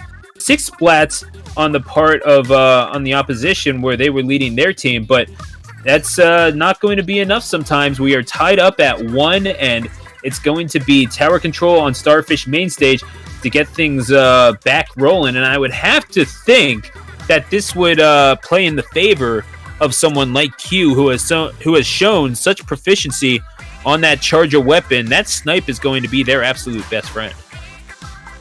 Yeah, and not only that snipe, right? Q has been showing us that she can do a great job at utilizing whichever special she has ready. So whether it's that bomb rush that we just saw, whether it's the stingray, Q has been doing a really great job at following up using either special to help push objective. And I'm really interested how this map is going to go for both of these teams, because for tower control on Starfish main stage, this can snowball so fast at that second checkpoint. So I'm very excited to see what the counter will be for both teams in this case. Absolutely. I mean, you're not going to see crazy pushes, obviously. That's just not the nature of this map. So we're going to see, certainly of this mode. So you're going to see a very back and forth match between these two. It really might just come down to who controls the elevation a little bit more and who's able to challenge upon those higher spots. Certainly, if they are able to, certainly on the initial snipe, that has you pointing out towards the main stage. But even then, like especially if you're able to get it past the first or even to the second checkpoint, how the people around you are able to combat the people that are trying to jump in from above and take that higher ground. And in that case, you got to think that it's going to be all eyes on DJ and that Slosher that they are deploying. Vanilla Slosher yet again for them. And Zero, once again, on the nozzle nose. You got to think that stalling is in mind here. Yeah, Zero showed us that he can really put in work with that nozzle nose in that last match that we saw him in. And I think it's interesting too, Q actually opting to pick the Bamboozler for this map and mode, as opposed to a Charger or the Squelcher. So looks like there's going to be a lot of missiles popping up on this map. Yeah, and DJ certainly going to keep that in mind. It's going to be effective for displacing a lot of people and certainly taking out others, Brand included. So that Splash-O-Matic going to be decommissioned for just a little bit. And as we saw Bagel trying to do a little bit of work on that Inkjet, will eventually be taken out in main stage as the tower is going to be ridden back to the middle, or reset, excuse me. Biscuit going to try to get a little bit of revenge. The Inkjet will come out and is going to look for splats. Careful not to overextend here. Is going to try to get a kill on the super jump, but will indeed assist with a little bit of ink support there. Wouldn't call Inkjet a support weapon, but you take the victories that you can. Yeah, and I thought it was interesting too that Biscuit was the last one up there, provided jumps, used the Inkjet as a distraction, and helped their teammates to push up. And as we're seeing here, get past that first checkpoint. So right now, though, Zero able to sneak in here behind the tower, get a nice pick on the tower rider, get a nice pick on DJ. That's team wipe. And there are now 3 up on the side of Dream and no one up on the side of Boca. So Terra gonna go ahead and get on the tower here, paint up to get their special ready, their armor ready. And that way Dream can start trying to solidify points on the board, solidify a push starting. And we have those 2 specials make that 3 online, that Ink Armor being among them for Dream, as they're going to try to use Q to take the Inkjet out of the air. Has not been successful thus far, but they are shooting every single shot that they possibly can. Eventually is successful, so it's 3-2 on the map, but still, I mean, you're experiencing a detriment in numbers. You're not really able to continue this push. Eventually, the missiles do take out Bagel, however, so that's one of the better Nautiluses down, and a Biscuit goes down as well. 4-2 on the map. You got to continue this push as they are going to look to reach that first checkpoint. You got to be wondering if maybe that NZAP has control of the elevated spot up there. That snipe. Biscuit going to try to rain fury from above, and the checkpoint is passed. Only 4 points make that. No, it counts down real quick. They've taken the lead, and Biscuit gets taken out. Dream are not ready to go down yet. Look at them go. Yeah, this is that exact point I was talking about in the map where it can just snowball right away. And as we're seeing Q riding the tower past these checkpoints, I mean, it is just going down. The points are going down one by one. We're seeing Bran here doing a really good thing at going backwards. We saw Tara jump back as the support player. So that was really good. But I mean, that was exactly what that snowball part of that map can do. As we saw Dream get their score down to 18. Yeah, and just like that, it is 82-46 in favor of Dream. So in very real position to take themselves to 2-1. If these results hold, they have about 70 seconds with which to maintain this lead. 0. Bad intentions in mind will get a little bit of an assist from the Ink Armor, and they'll try to take out the Inkjet, but loses the battle. DJ with the hot assist there. And yeah, that Inkjet is just a little domineering, isn't it? As Bran is going to try to get into a fight with Biscuit. But you know what? You think you can take down one Nautilus. Have fun dealing with 2, as Bagel is going to help deal with Q as well as 0. That's a nice little double to pick up down below 1 minute, and they're going to try to continue this push, and this is where Bagel comes into play. That Inkjet is ready to go, and indeed they will deploy it, but get taken out immediately by Q, and the push looks like it's going to stop there. Wait, keep going.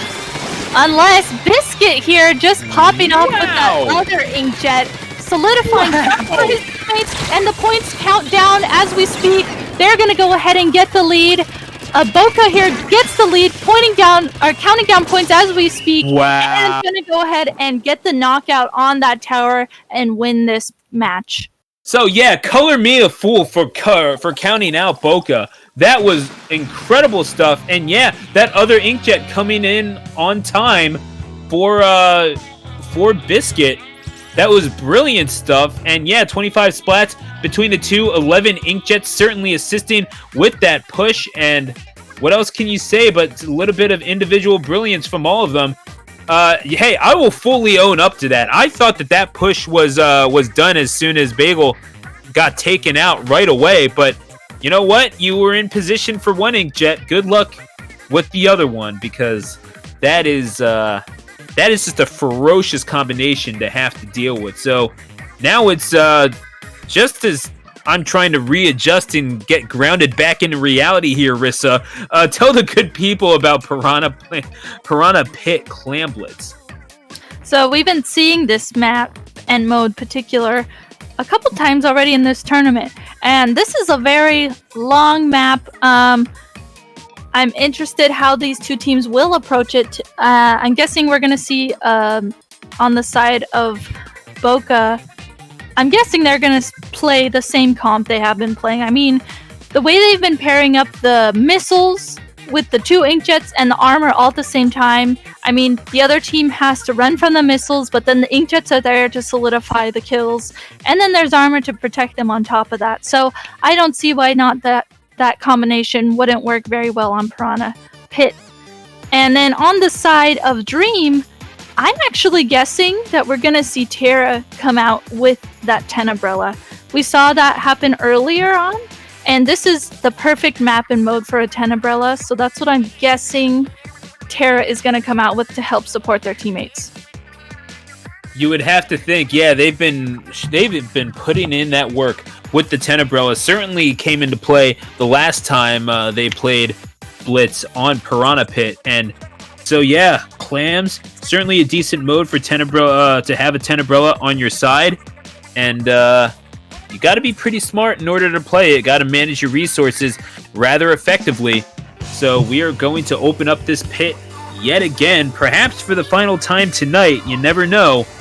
And indeed, Tara is going to pull out the Tenebrella, the double Nautilus comp, to assist the Junior and the Slosher. And to go along with it is the K. Oh, we have the K Blaster in the hands of Bran. We saw just how deadly they are with that blaster in hand. Yeah, that blaster paired along with side. The Tenebrella is a really good combination for this map and mode.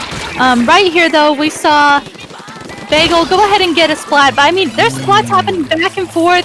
Though in this instance, Boca has the advantage. They're going to go ahead and push up, score immediately within the first minute, and already get their points in the 50s. Yeah, and that's 47 points already on the board for Boca. They are not doing too poorly for themselves, taking it down to halfway. That's 50, and now Q going to try to play a little bit of defense, eventually scoring a kill off of the 2v1, and the damage has been done. Dream is going to have to push up, and they are capable of these big offensive pushes, Rissa, but it kind of makes you wonder when you're going up against Boca just how feasible the possibility is. They have to play it very safe, very carefully. They have to make sure they have eyes on everyone. Like we're seeing DJ here sneaking around this left side, putting in work to put in pressure with their teammates.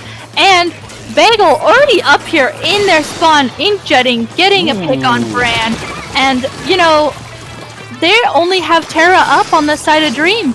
And Boca is going to go ahead and score and just keep up this pressure. We see them kind of keeping clams, making sure their teammates can go back and get more clams to follow up.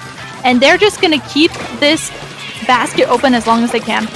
Yeah, I mean, there's no reason not to throw in as many clams as possible. Your teammates are kind of going down anyway. So, yeah, you're going to be wiped, but that's your reward. You get 72 points on the board, and you're not even halfway through this game yet, so you do have to play a little bit of defense, and Brand and company is certainly going to be looking to do that. But I have to say, thus far, as they get taken down from the high ground, Brand has been more or less nullified up to this point in the match. Yes, Bran trying to really act as almost an aggro Kensa Rapid there. Unfortunately, does get taken down.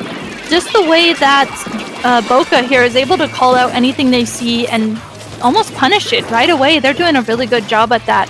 Looks like, though, on the side of Dream, Terra's tent shield coming up here, trying to act as a distraction as Dream does try and get in a position to finally push, though. Terra, unfortunately, taken down.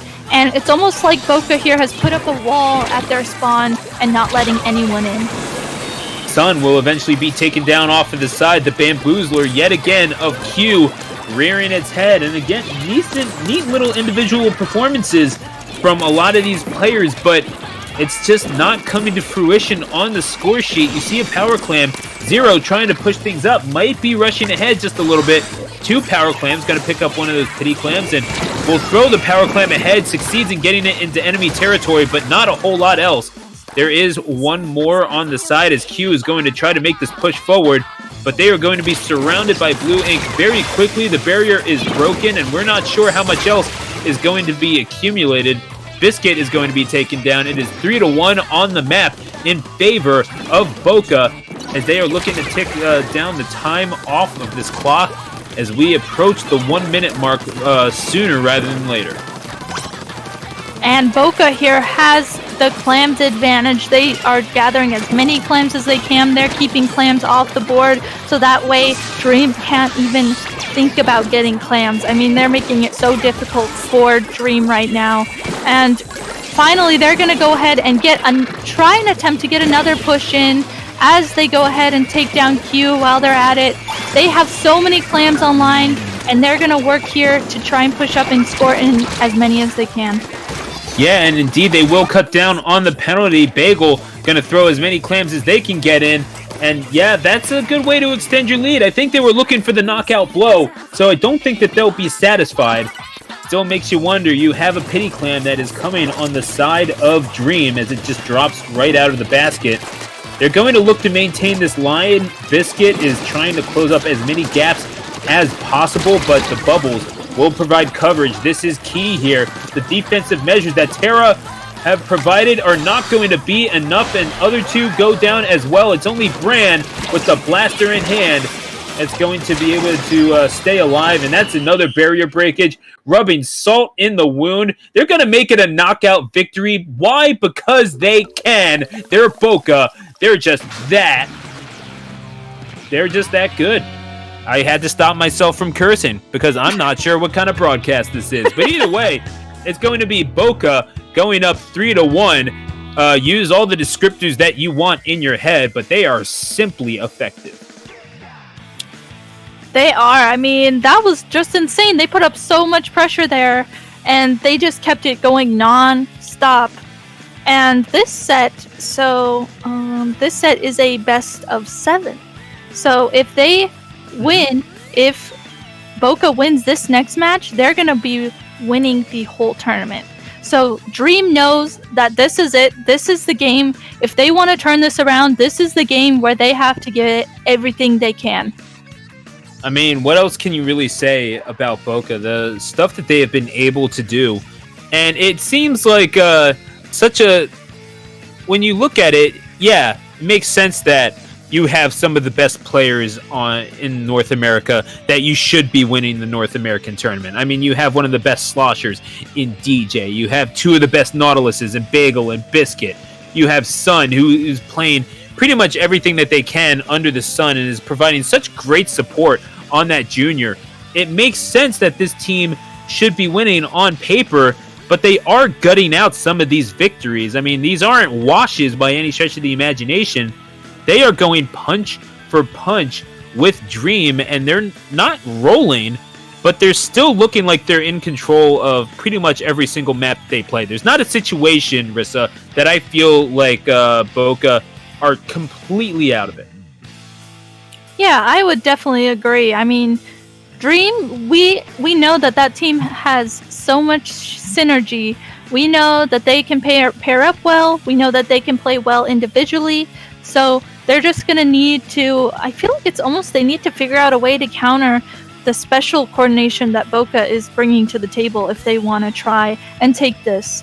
And this next map and mode that we're going into is Black Belly on Rainmaker.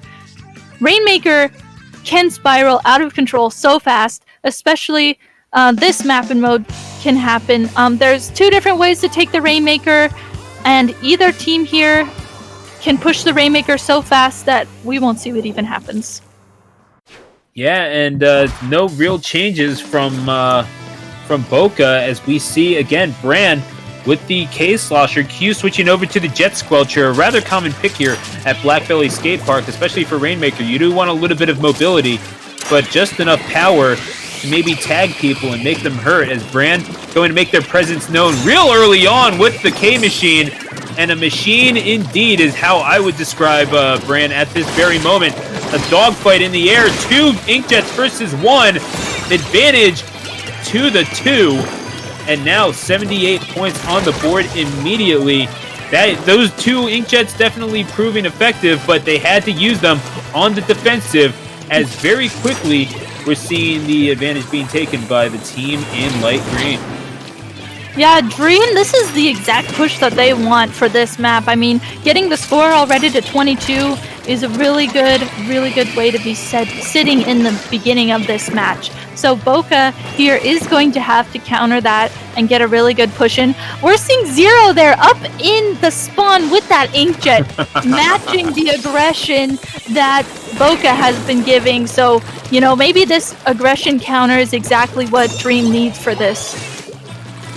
Q maybe missing on their tracking shots just a little bit, runs right into the Nautilus stream, however is savvy enough to get the trade at the very least. Terra is going to be taken down and the barrier is going to be popped by I was about to say their actual team's name, but it's going to be Boca in this instance. So we're going to just continue on. Nomenclature aside, you gotta admit, a Rose by any other name moves just as nice on Black Belly Skate Park. I think that's the ancient saying. Correct me if I'm wrong on that. But Biscuit has been proving themselves. Bagel as well. I mean, Double Nautilus, we've been talking about it this entire night, but gotta say, there might be something to it, Rissa. I think you're right. I think this is the start of something in the competitive scene. Absolutely.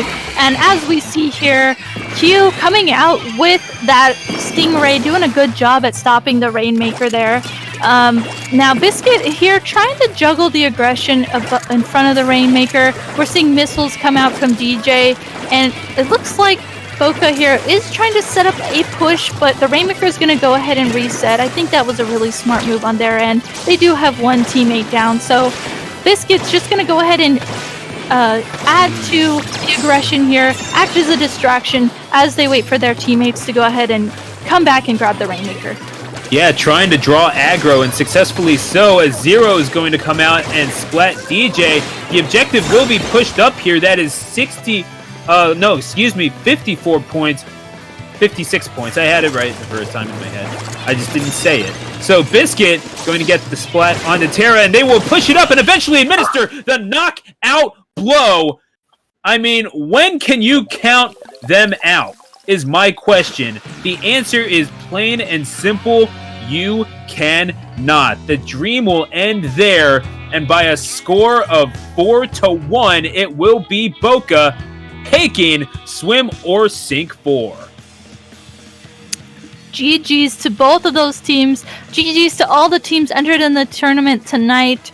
That was quite the set. I mean, the initial push that was started there by Dream had everything they wanted. It was the push they wanted, but Boca worked to group up together and won that last set, so they will be the winners of Swim or Sink 4. And it was well done by all of them. Congratulations to all of our competitors. Certainly InControl for finishing in third place. A wonderful performance by Dream, but eventually running out of gas. And Boca running away with it in grand finals by a score of 4-1. Folks, don't forget, even though this is a great tournament to watch, and we certainly thank you for your viewership here on twitch.tv/IPL Splatoon, I guarantee you this is not going to be the most important event that you watch this entire week, because this Saturday, our good friends over at Game Set Match, and I don't say that very often, folks. I like to play up the importance of these events quite a bit, but our friends over at GSM are doing Ink for Pink. It is a charity event that is meant to benefit the Breast Cancer Research Foundation. It starts at 1 p.m. Eastern this Saturday, October 10th, and it rolls all the way into the 11th. It is presented by GSM, Player 2, Aqua Hydrate, and of course, the BCRF. You're going to want to donate. They're doing great stuff over there. And shout outs to our good friends over in New York at GSM. Rissa, it was a pleasure casting with you. Where can they follow you on social media? Everyone can definitely find me on Twitch and Twitter at Rissa High, as we're seeing here on the screen. And How about you, Stu? They can follow me at Stu the Announcer. You see it right there. And of course, please go ahead and follow our producer, Inkfair, at Inkfair. Absolute G, that homie who's just been a monster on production, tournament in and tournament out, and one of the people that make up the backbone of IPL. So from here at the laboratories of the Inkling Performance Labs, once again, the final score in grand finals, it was Boca. You see the name on the screen. You take a crack at the pronunciation, folks. I'll leave that burden to you. They took out Dream by a score of 4-1. Thank you so much for watching. Stay fresh, and until we meet again, happy splatting. Good night, everyone.